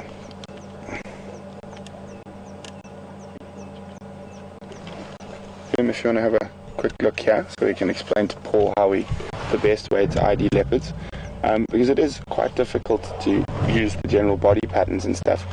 So, and also if a leopard moves out of an area, say out of the northern Sabi Sands to the southern Sabi Sands, you can send through a photograph of the spot patterns, and the other guides on that part of the Sabi Sands will be able to identify them. So if you have a closer look here on my camera, don't need good. We zoom in there. You see the last line of whiskers. Those three spots above the last line of whiskers would be the identifying ones, and then you see on the other side. So those are the spots that are used generally to identify the leopards.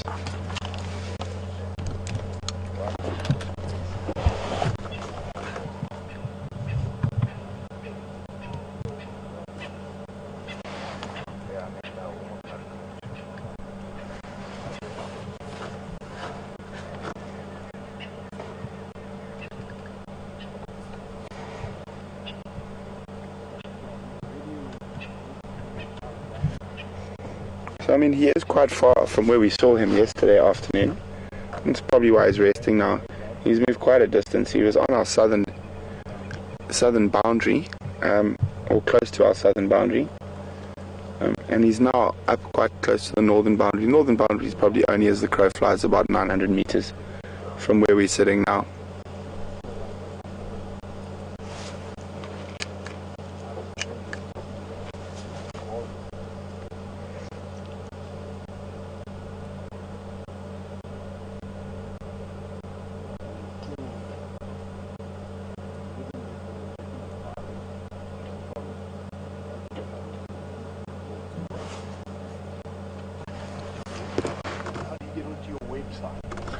Our website, there's two. You can go to www.wildearth.tv or www.wildsafari.live.com.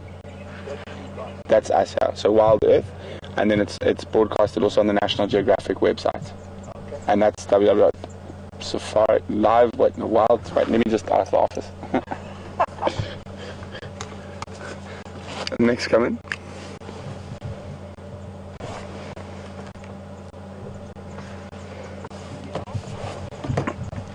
Nix, what are the web addresses where you can watch the live game drives?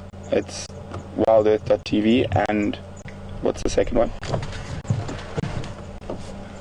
And then the second one's WildSafariLive.com. That's us, yeah. Do you run just drive times? Yeah, we run twice a day for 3 hours. If there is something very interesting happening, we will extend beyond that time. So for leopard hunting or lions hunting, we will extend. But normally just the 3 hours in the morning. From 6 to 9, we're actually going to change now for winter time. So it'll be from 6:30 to 9:30. And then in the afternoons, I think from 3 to 6 now at the end of this week with winter times coming. Okay, thanks. Sure.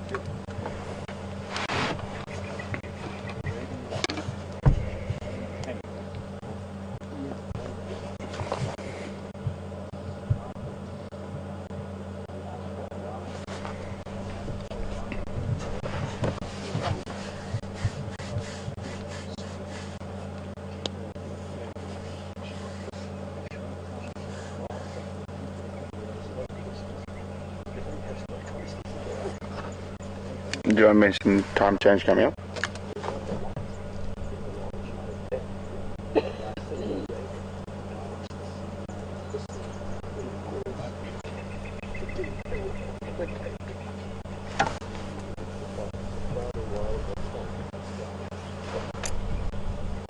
Next coming.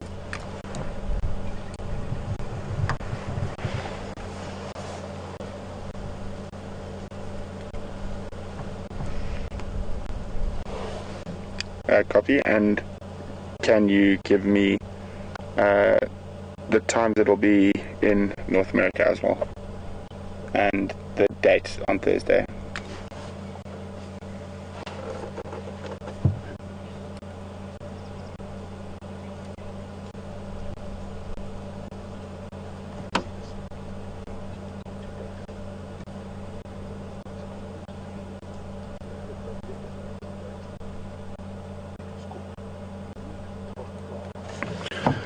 So guys, I'm sure you heard me mention that we're about to change to winter times. So I'm not quite sure on all the time zones, but it'll be on the websites, but it'll be from Thursday the 9th. We'll be starting half an hour later in the mornings, so and extending half an hour obviously, and then sorry, I'm getting so confused. We'll be starting half an hour later in the mornings, and then we'll be starting a full hour earlier in the afternoons. So from Central African time, it'll be 6:30 a.m. to 9:30 a.m. and 3 p.m. to 6 p.m. And then I'm quite sure we will get the update on what the North American and European times will be tomorrow. So either Scott or myself will let you know tomorrow what those exact times are.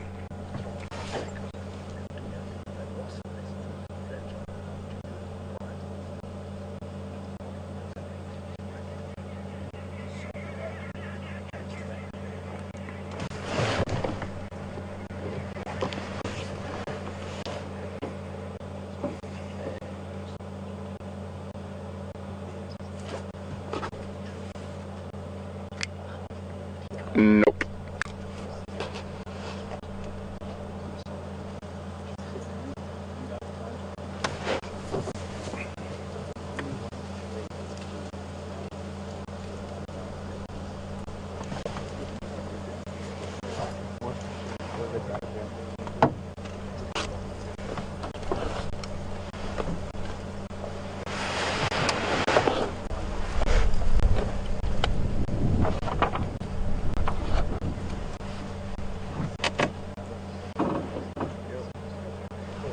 Out of all the big cats, leopards are the most adaptable and have the widest range of habitats. They can occur from deserts all the way through to rainforests and mountainous regions. There was actually a frozen leopard found, can't remember the exact height. Maybe you guys can look it up online for me and let me know. But I know there was a leopard carcass found frozen on Mount Kilimanjaro. So maybe if someone out there would like to just check how many feet or meters that was above sea level, where that leopard carcass was found on Kilimanjaro. And send those answers through to questions at WildEarth.tv, or just use the hashtag Safari Live on Twitter.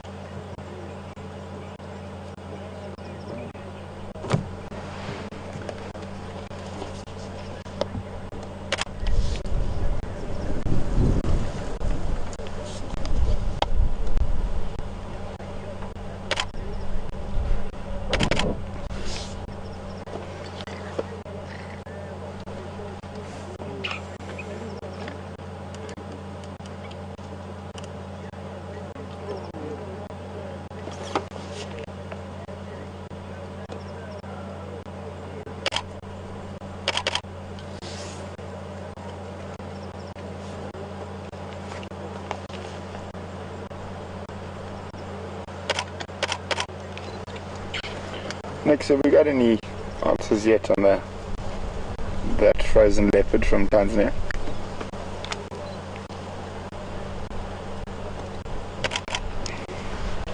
Just maybe see if you can find some information on it as well, then.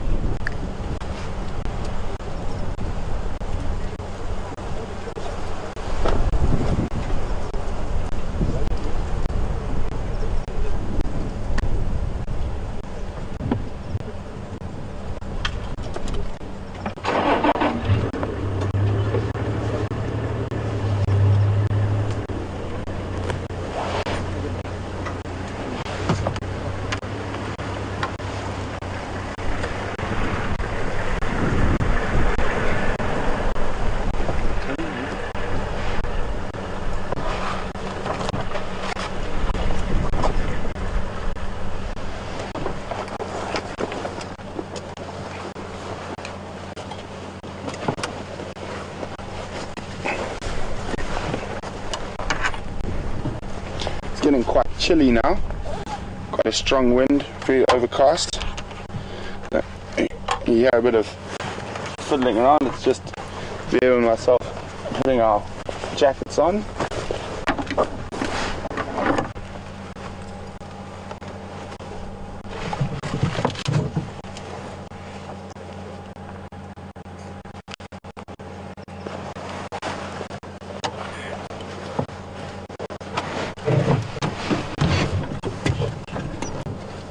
So we're now the only vehicle here, so I'm just going to position ourselves.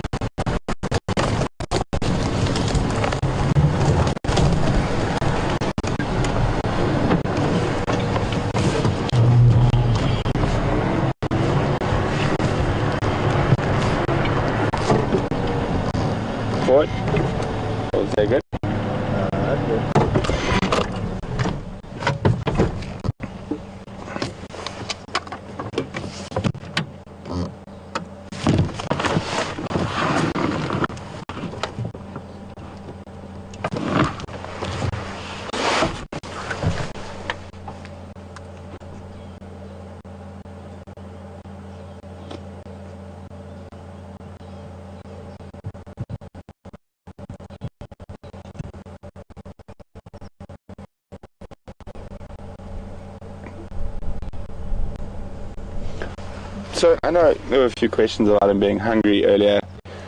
It's quite good weather for Sky. So he's at more of an advantage than he would be normally. Very dark night, windy.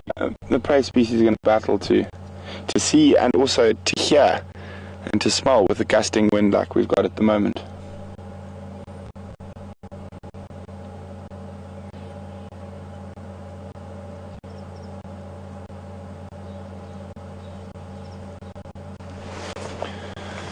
We're in the right spot now as it gets a bit cooler and darker that he is likely to move quite shortly.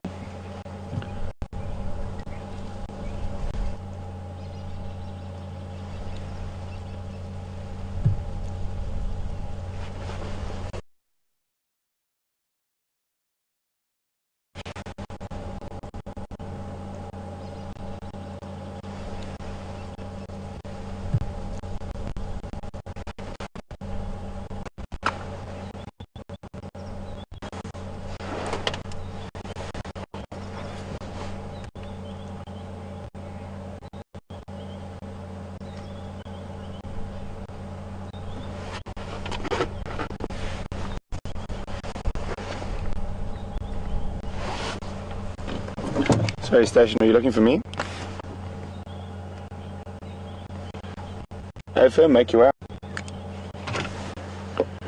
Good evening, Lynn from Michigan. I'm just going to move the car out a little bit to make a bit more space for the other vehicle.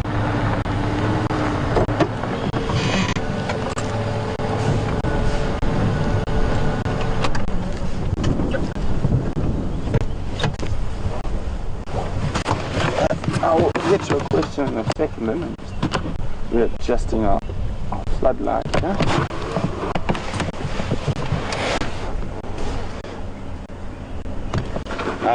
Lynn would like to know if there, I presume, Lynn, you're asking about these two leopards?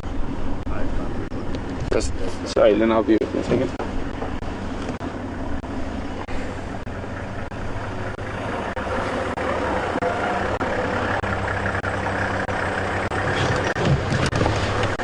How's the tax? I can move for you. I can move if you need to get in here. Yeah, no problem. Sorry?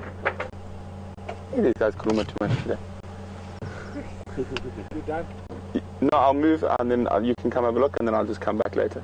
I'll just stand by behind you.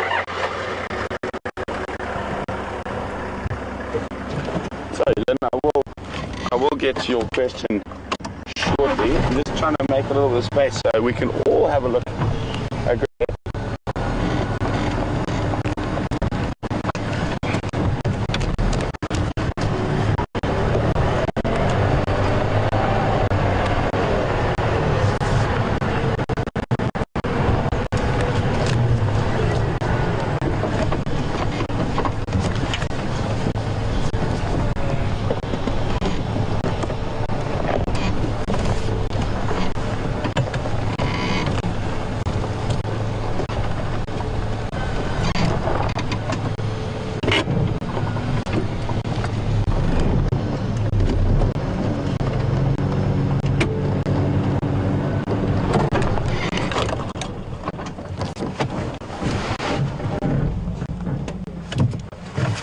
Sorry. Go ahead, Texans, with this quarantine on Gallagher shortcut at the moment.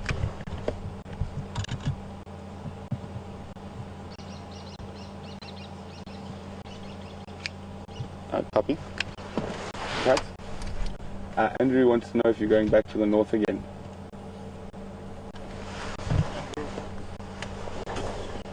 Okay, so finally, back to your question, which was, I presume you're asking about these two leopards we've seen this evening. If one of them had a kill, say if this young male, Quarantine, had a kill, and that big male Mvula was around, he would definitely steal the kill from him. And leopards will steal kills from each other. Quite often you'll find it's males who will steal from females, or in this case, older males will steal from the younger males. Can you try not to call and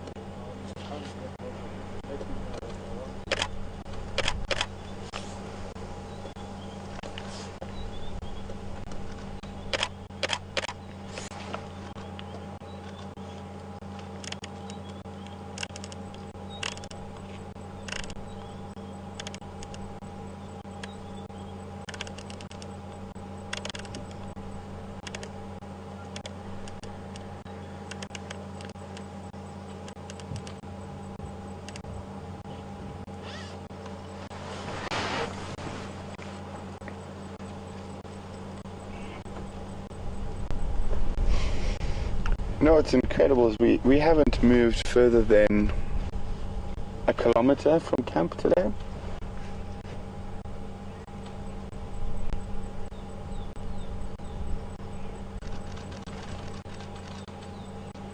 Good evening, Gail from Calgary. Gail would like to know what the temperature is here when it's cold. Well, definitely not as cold as Calgary, that I can guarantee. In the early mornings and during the night in the winter months, it can get down to about 0 degrees centigrade, which is about 33 degrees Fahrenheit. But normally it sits between about 5 and 10 degrees Celsius. And obviously when we're in the open vehicles, that can feel a lot colder. There you go, he's on the move. Told you we're in the right place at the right time. That's why we've waited here. And hopefully he finds something to store shortly.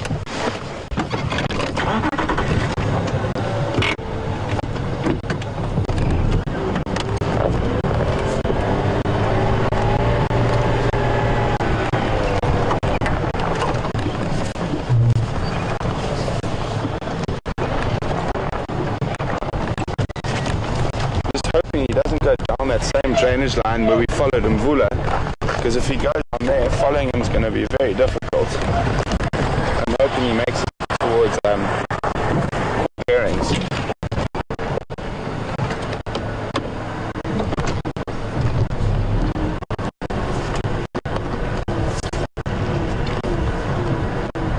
But that isn't looking the case.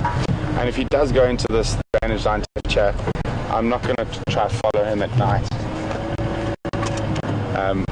It's difficult enough working in those areas during the day. At night it's nearly impossible.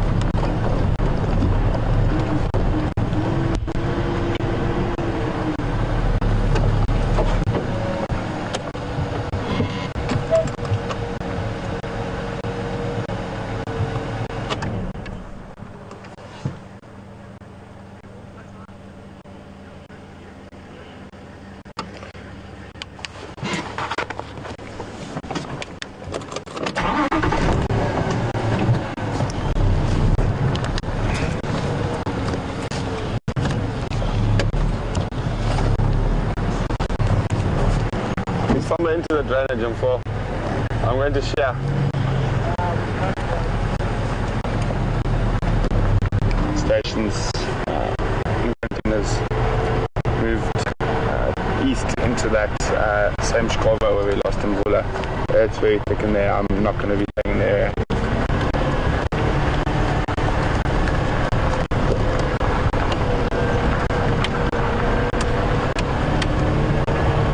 So, that's a bit disappointing. I was hoping he was going to move on the road back towards a nice area for him to hunt in, but he hasn't. So what we're going to do is I'm going to go back on that little shortcut road and see if we can possibly find Mvula or another leopard, who knows.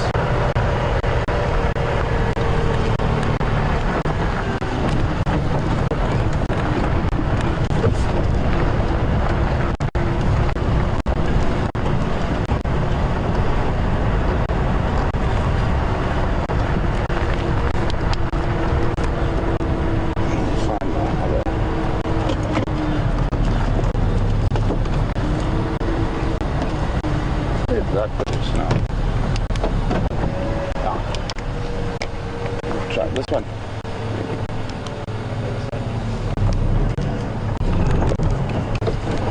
Oopsie.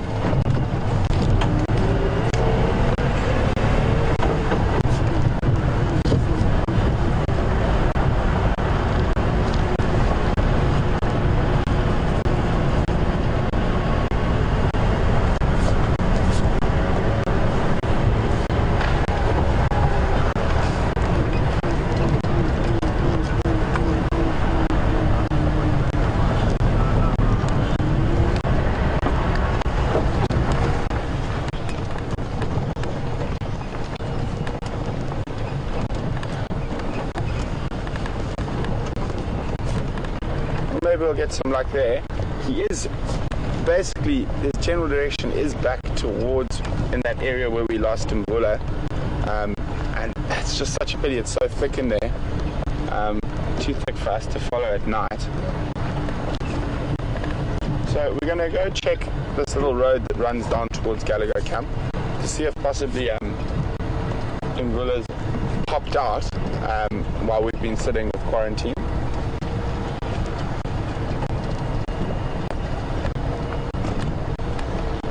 And you never know, quarantine might pop out again as well.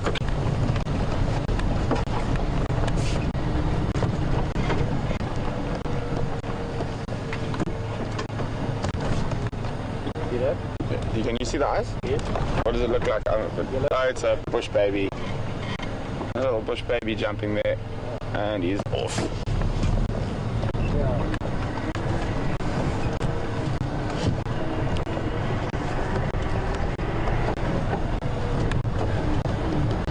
But the reason we didn't try show you that bush baby, it was a bit far from.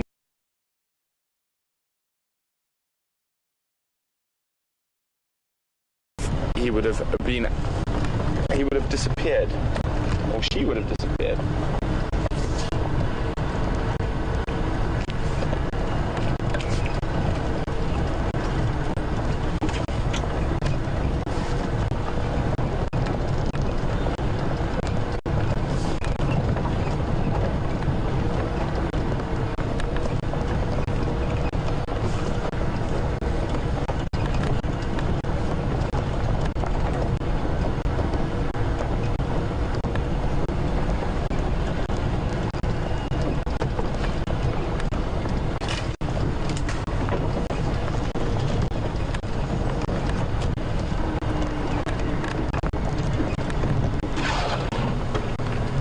We left Mvula probably about 100 or 200 meters in that direction where I'm shining the torch there, and his general direction was this way, but he was moving very slowly.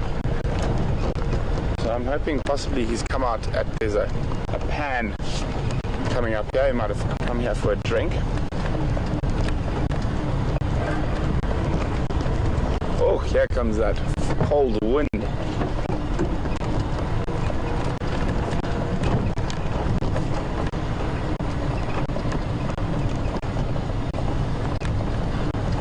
Nope, he's not at the pan.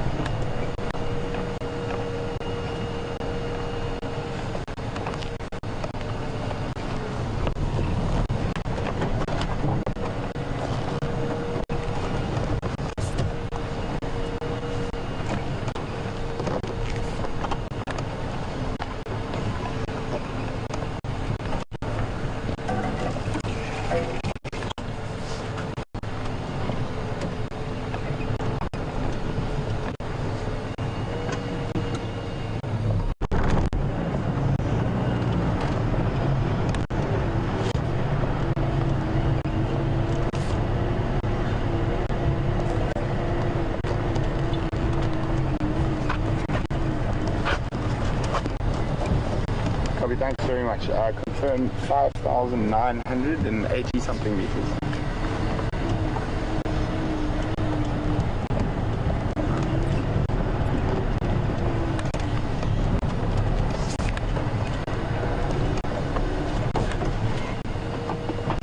Okay, guys, thank you very much. Apparently, Next has got quite a lot of response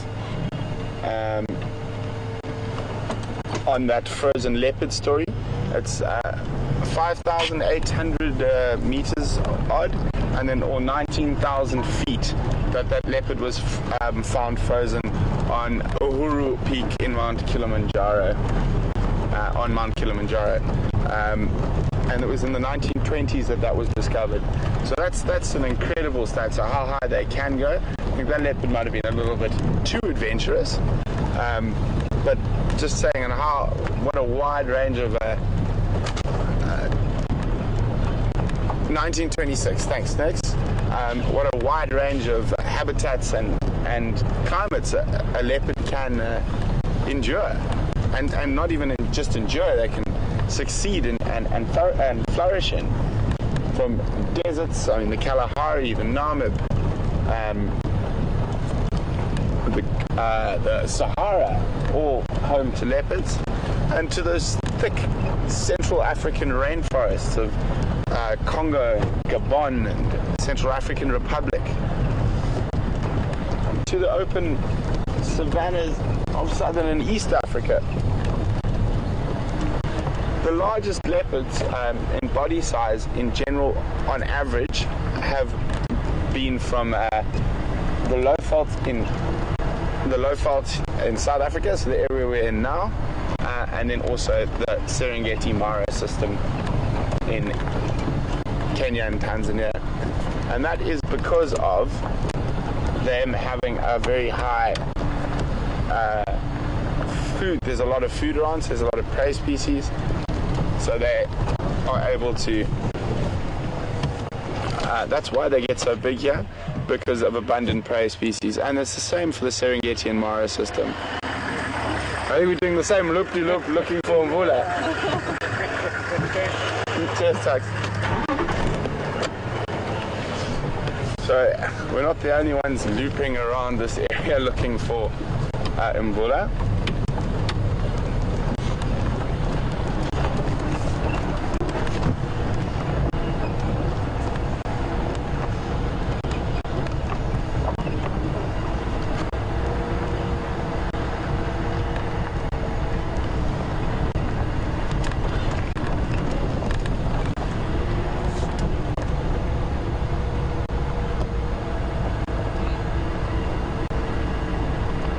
Some of my favorite leopard sightings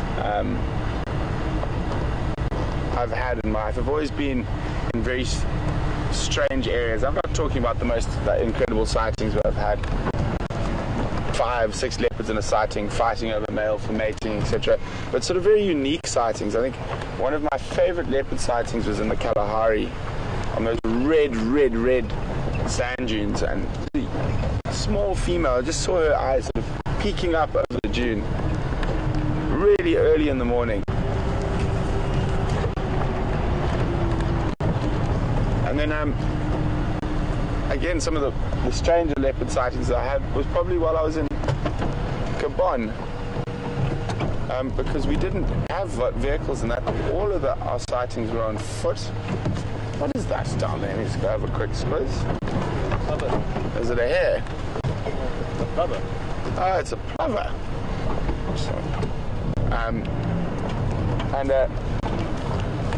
We'd been walking quite far in the rainforest, and we stopped for a break. I was with another person. We started eating our lunch, and a sort of open glade where there was a little river crossing, little stream crossing. Sitting there quietly after eating our tinned corned beef and sardines for lunch, and after lunch, so everyone just sort of snoozes for a little bit, just takes sort of 20 minutes, half an hour before we start walking through the forest again. And while we're doing that, a male leopard walked up to us and actually jumped across that stream right in front of us. I was too slow. My camera was in my backpack.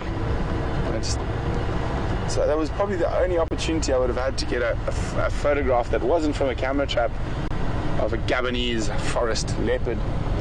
But even then, just being able to see and have an animal like that you're pretty sure has probably never even seen a person in that part of the world move past you at about 10 meters is an incredible experience.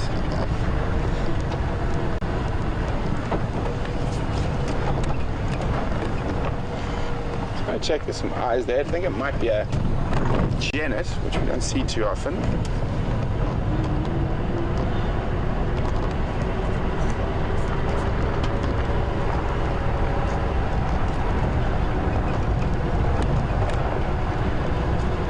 Or is it just another nightjar? I think it's just another nightjar. No, he keeps saying 2 eyes, not just a nightjar though. A little nightjar. Okay. Anyway, guys, if you have any questions, please send them to questions@wildearth.tv or use the hashtag SafariLive on Twitter.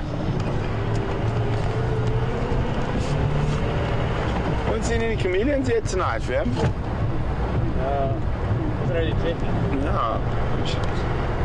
Road is a bit wide. It is a bit wide. What do we got in there? We got some kudu and impala, so we won't shine on them.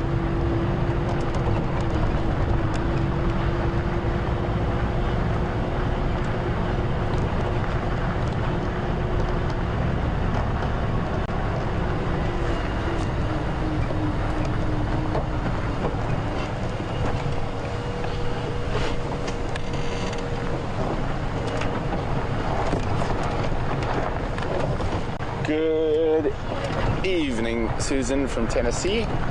Welcome on Drive with us this evening. Susan would like to know if I've heard any updates on Birmingham boys. I have. They are in the Manyaleti, quite far north of us. So we've got some buffalo there.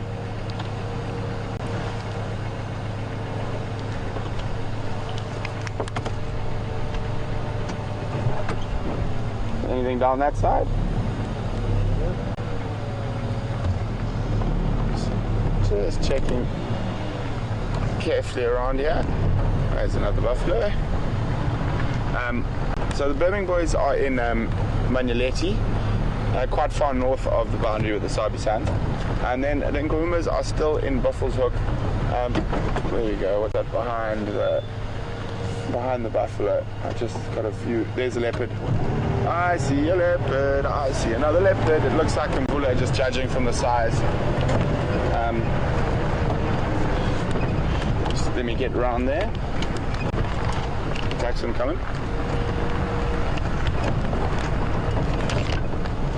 I had a long distance visual. It looked like Mvula right in front of Gallagher Room 1 from the dam wall. I'm sorry, Kwatile Room 1 from the dam wall. I'm following up now.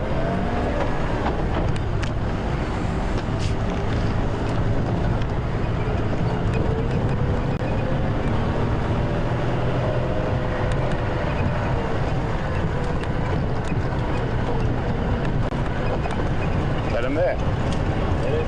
Yep, there he is. I just suddenly saw this sort of light colored thing moving behind the buffalo.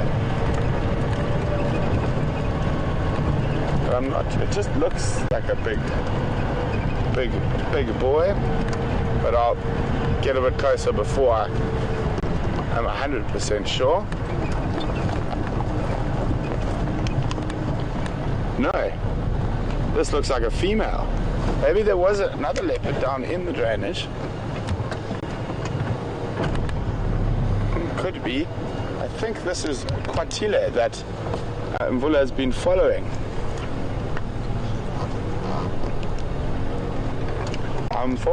There could still be another Ingwe. This is a Mafazi, but this one is further. This is not the same one I saw from the dam wall. I'm going to stay with the Mafazi now. she's walking straight past the front of Kwatile.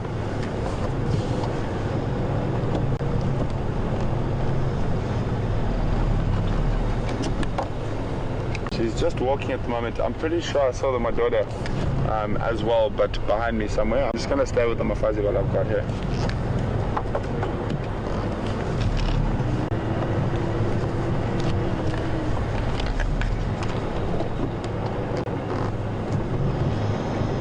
I come from the dam wall. She's now starting to move towards the general directions towards Inga's car.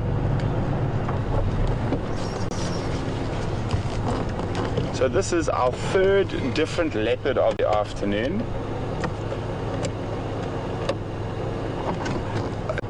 I didn't get a good look. Well, she is moving, but I think this is Kwatile, the female that Mvula has been mating with and been searching for all afternoon. But I'm pretty sure it could have been Mvula we saw from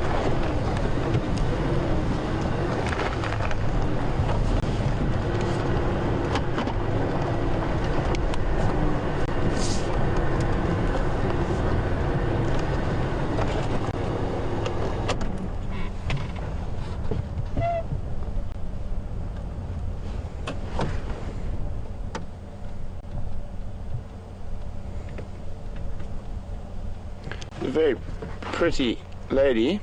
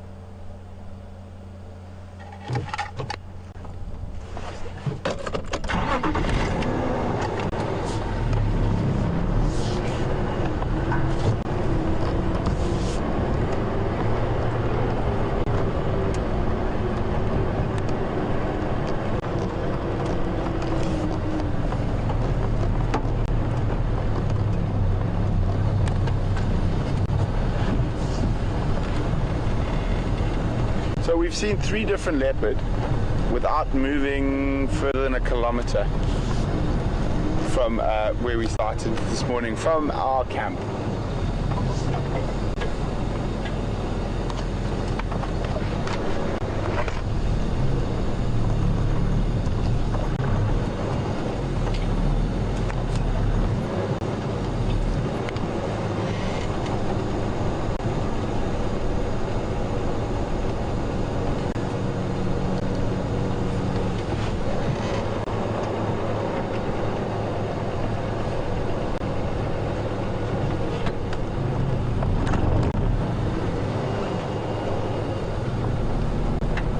So she is way out of her traditional territory. And leopard females do that quite often when they are mating.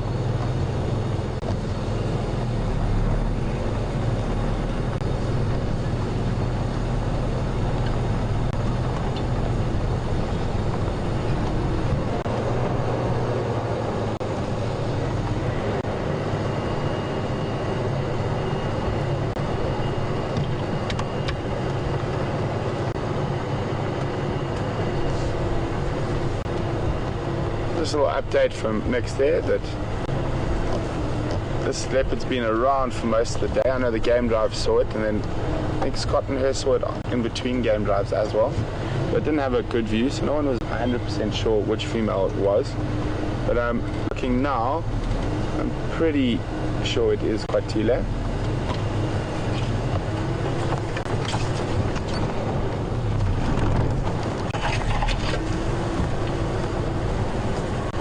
Just going to go round the bush.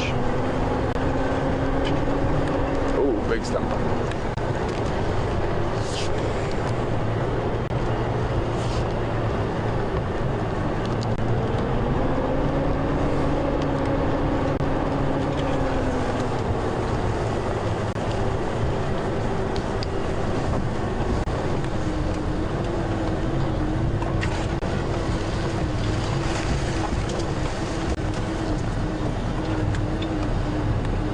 just double checking that we're not going to bump into impala and interfere in our hunt anyway.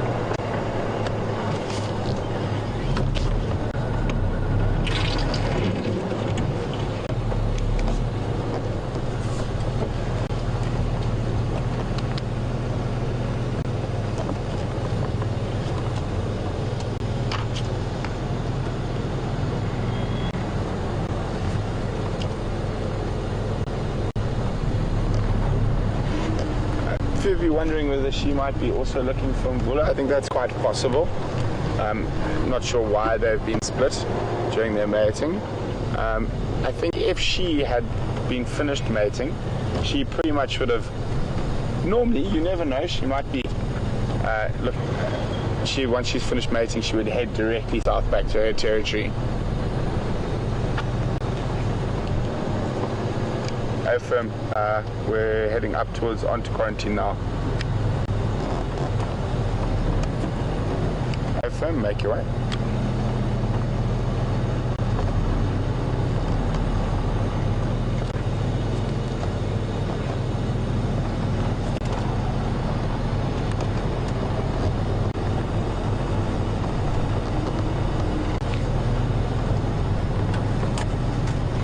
There's normally, on our way home here, a big herd of impala. I think this is the first time in about a week they haven't been here, which is quite lucky for them.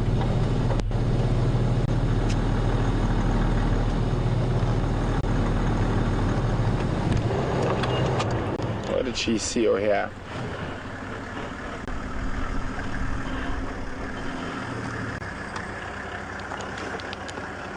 So we're just going to let the other vehicle leapfrog in front of us. We've had her by ourselves for quite a while.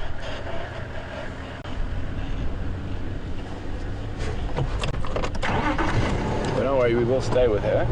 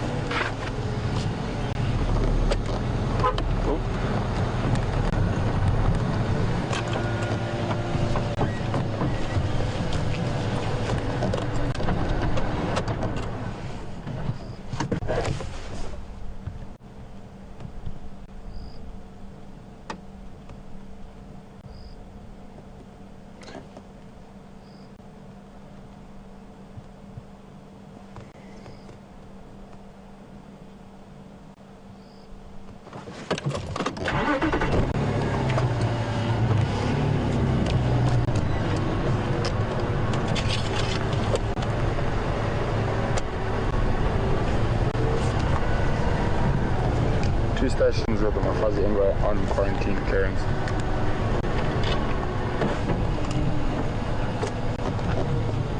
Over Mvula, it looks like Kwatile. She is now mobile towards Philemon's Dip.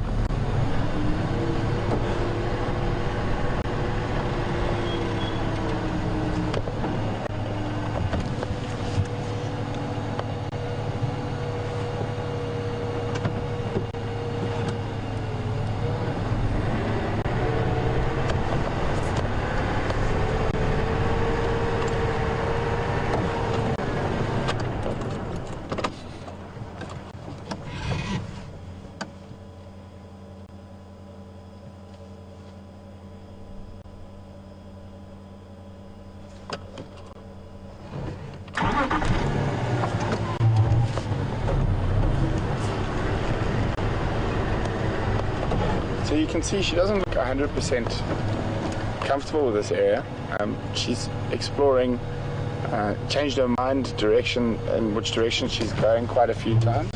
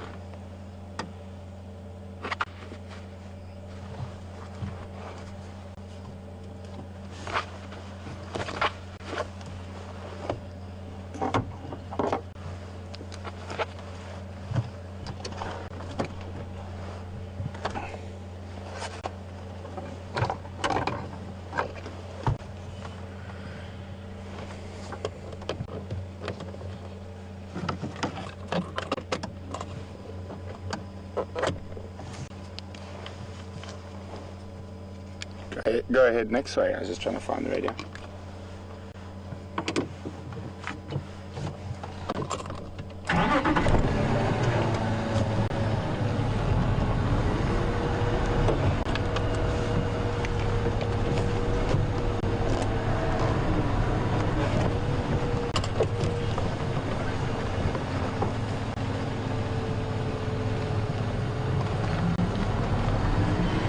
Good evening, Natalie from Fort Lauderdale. Natalie would like to know whether it's unusual for a leopard to have a pink nose. Not at all. Quite a few leopards have pink noses. Lions as well. So it's not that unusual for them to have pink noses.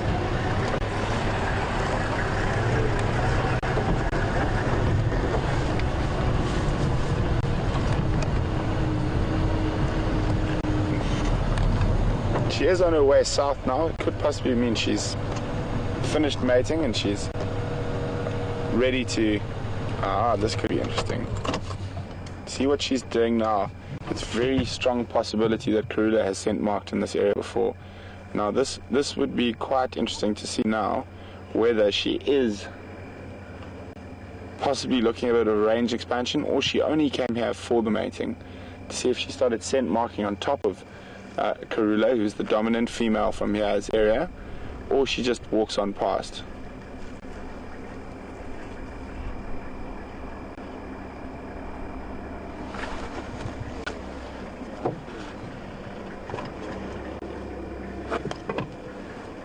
She's heard something.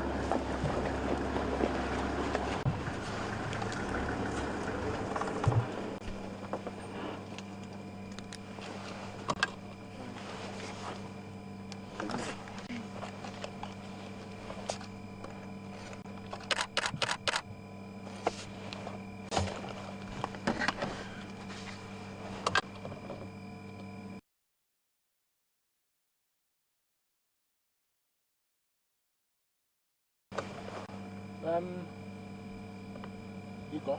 Okay.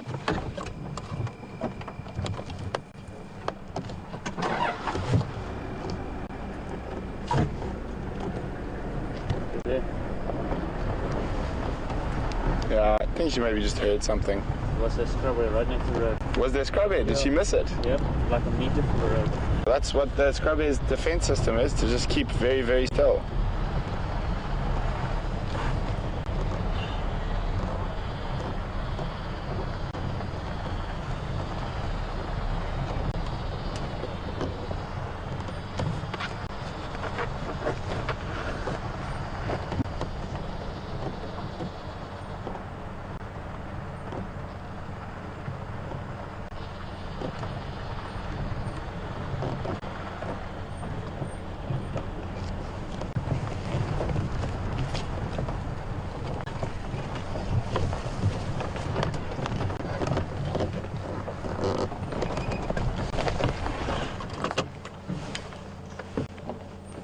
So we're just going to let the other vehicle go in front for a little bit.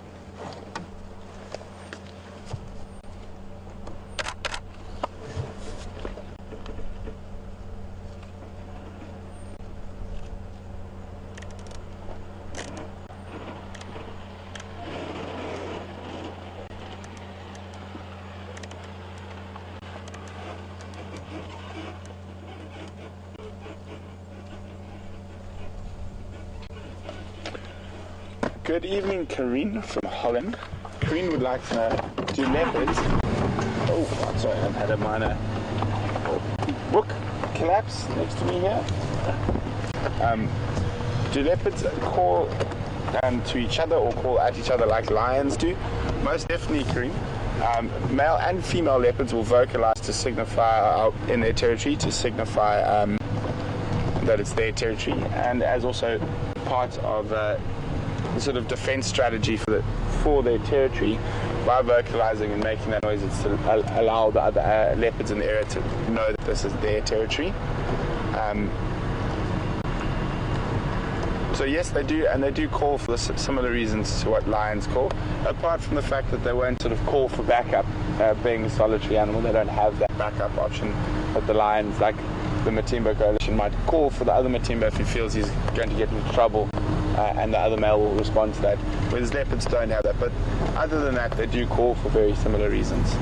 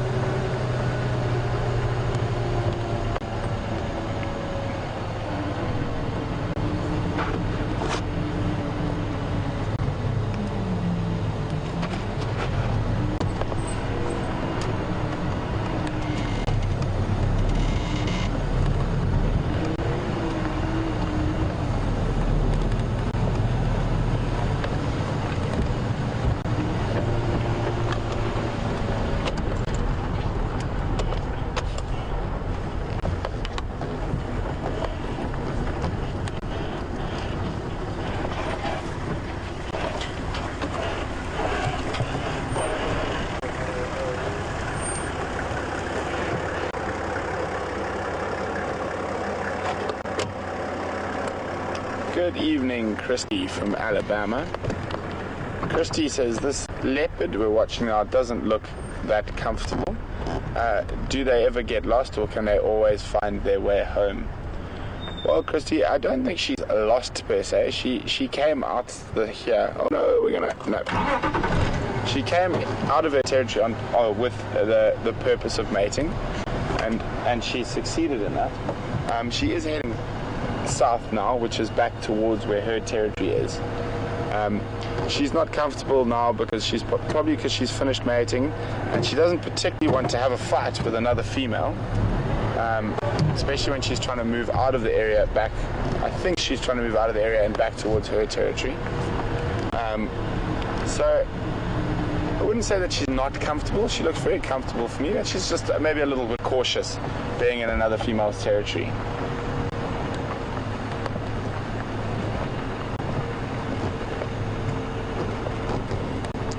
Be quite interesting to see which way she goes. I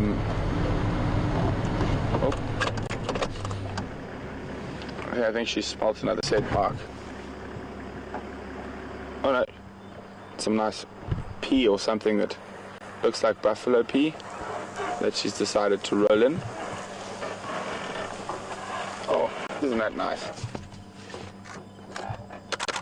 Oh, she's licking the buffalo pea.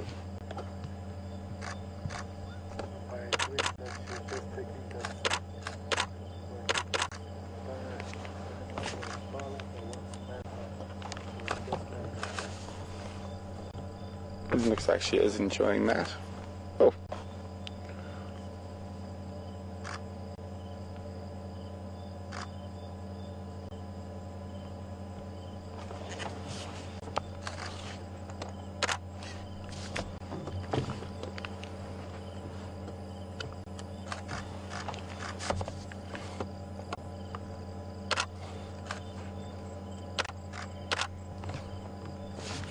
Now she's rubbing her head in the dung.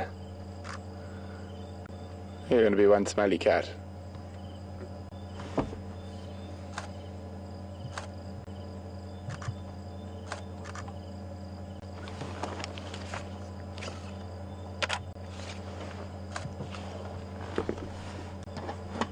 So I said it's going to be quite interesting which way she turns when she gets up here. Whether she heads directly south or sort of more west. It was from what I hear, her territory is quite far from here. It's in southern Arethusa, so which means she's possibly got to pass through the rest of Karula's territory and then possibly Tandi's territory before she's back in her territory.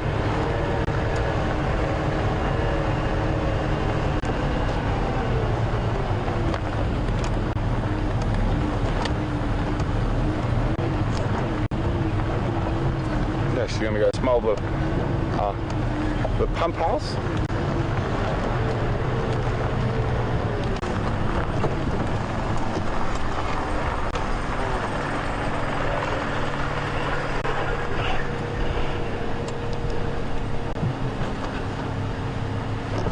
So she went the one way I really didn't expect her to go. She's crossed the change line. Now she's sort of heading northwest. I'm going to try see if we can get through this hole here to follow her. But that was the one direction I really didn't expect her to go.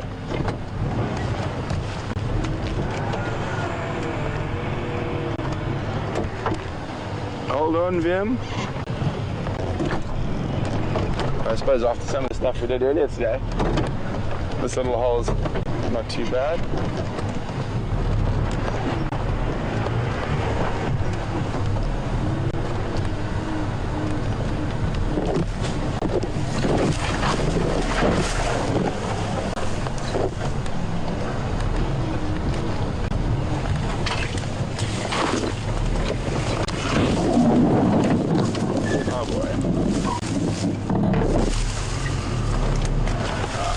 Going to go much further in here than this. You can see it's getting very thick again. I'm just going to ask Dax, do you have visual your side?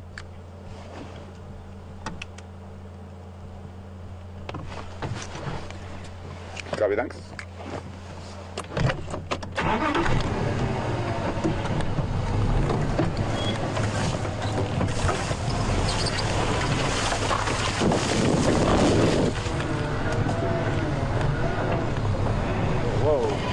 Oh, sorry, V.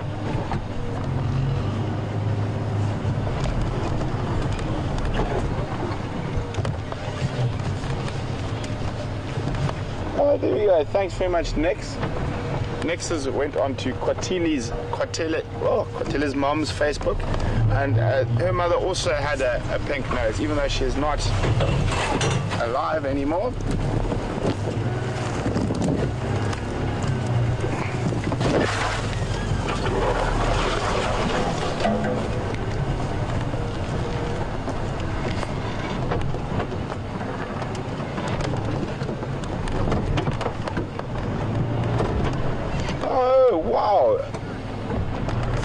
Mom was called Intima, also known as the Campbell Koppie's female.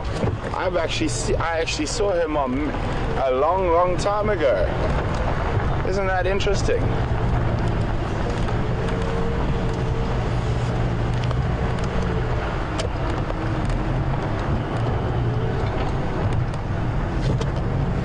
And Nikki's getting this information from Bren on Twitter. And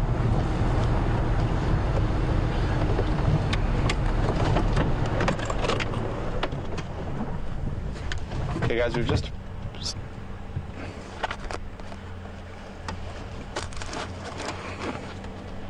so guys, there's some impala here that she's walked up to, so we're just gonna stand by. There's a big herd of impala. We're just gonna position ourselves. She's stalking, but all our lights are off, except for the one that's on me.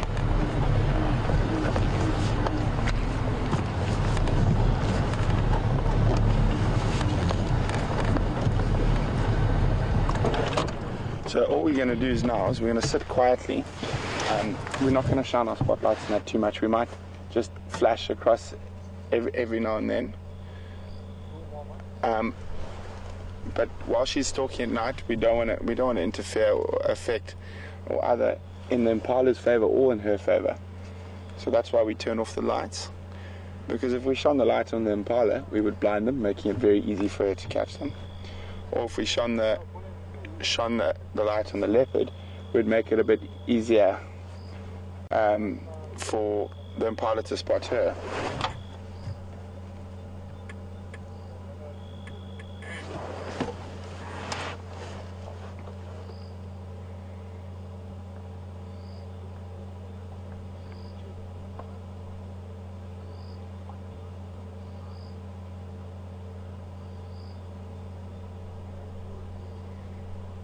So I'm going to let Taxon do the checking from his vehicle. He's in a better position than us.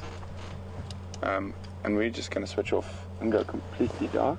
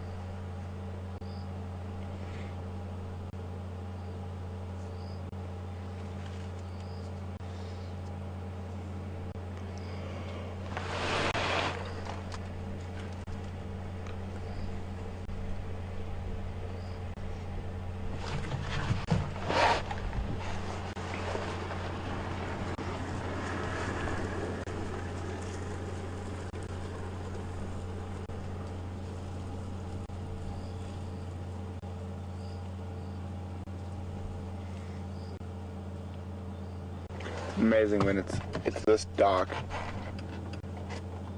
and you switch off. You realize how vulnerable you would be if you were trying to walk around at night, yeah?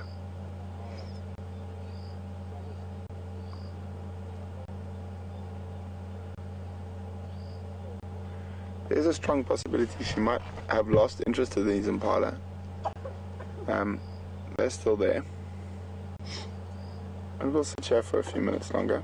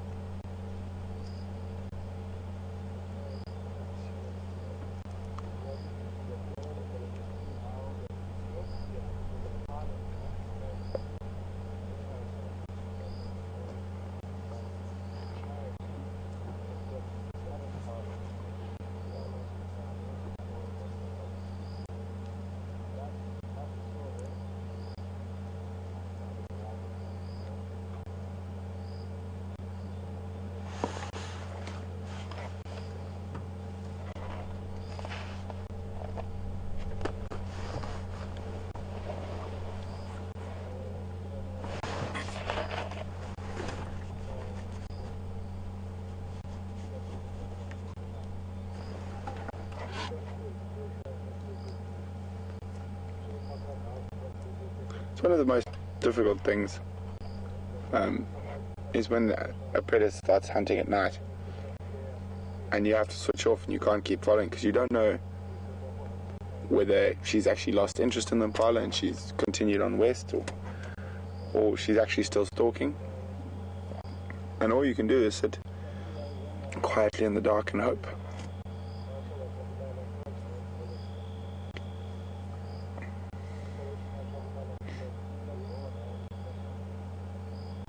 There are a hyena calling in the distance.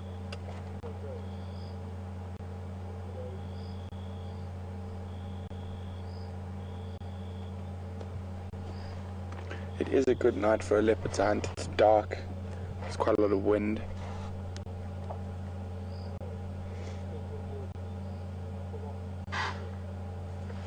But she's been spotted.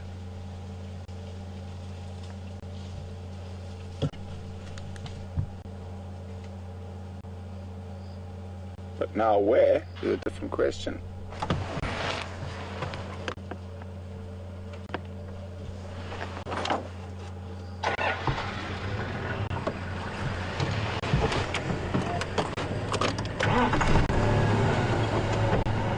Careful of the cars, dude.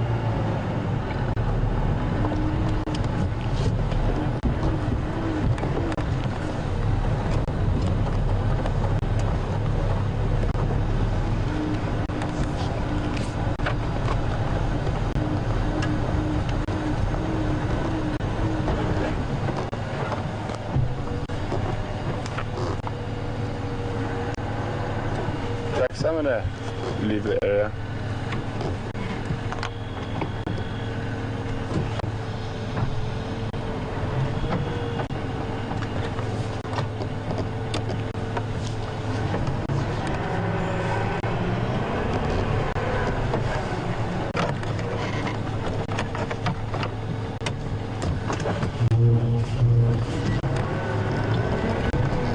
So guys, I'll explain what we're up to in a second. I'm gonna get out of this area.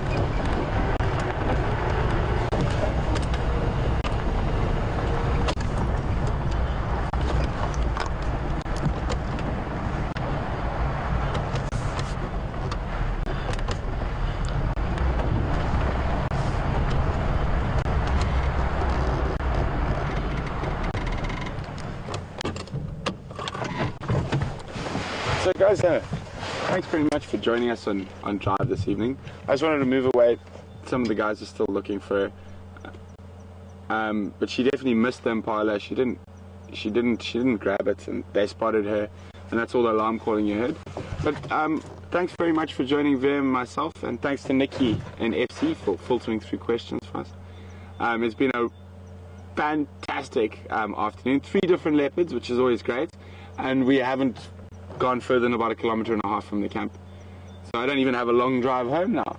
But it's been wonderful, and wherever you are in the world, have a wonderful morning or evening, whatever it might be, and hopefully you'll join us all tomorrow morning for the next live safari here from Djuma Private Game Reserve in South Africa. Good night.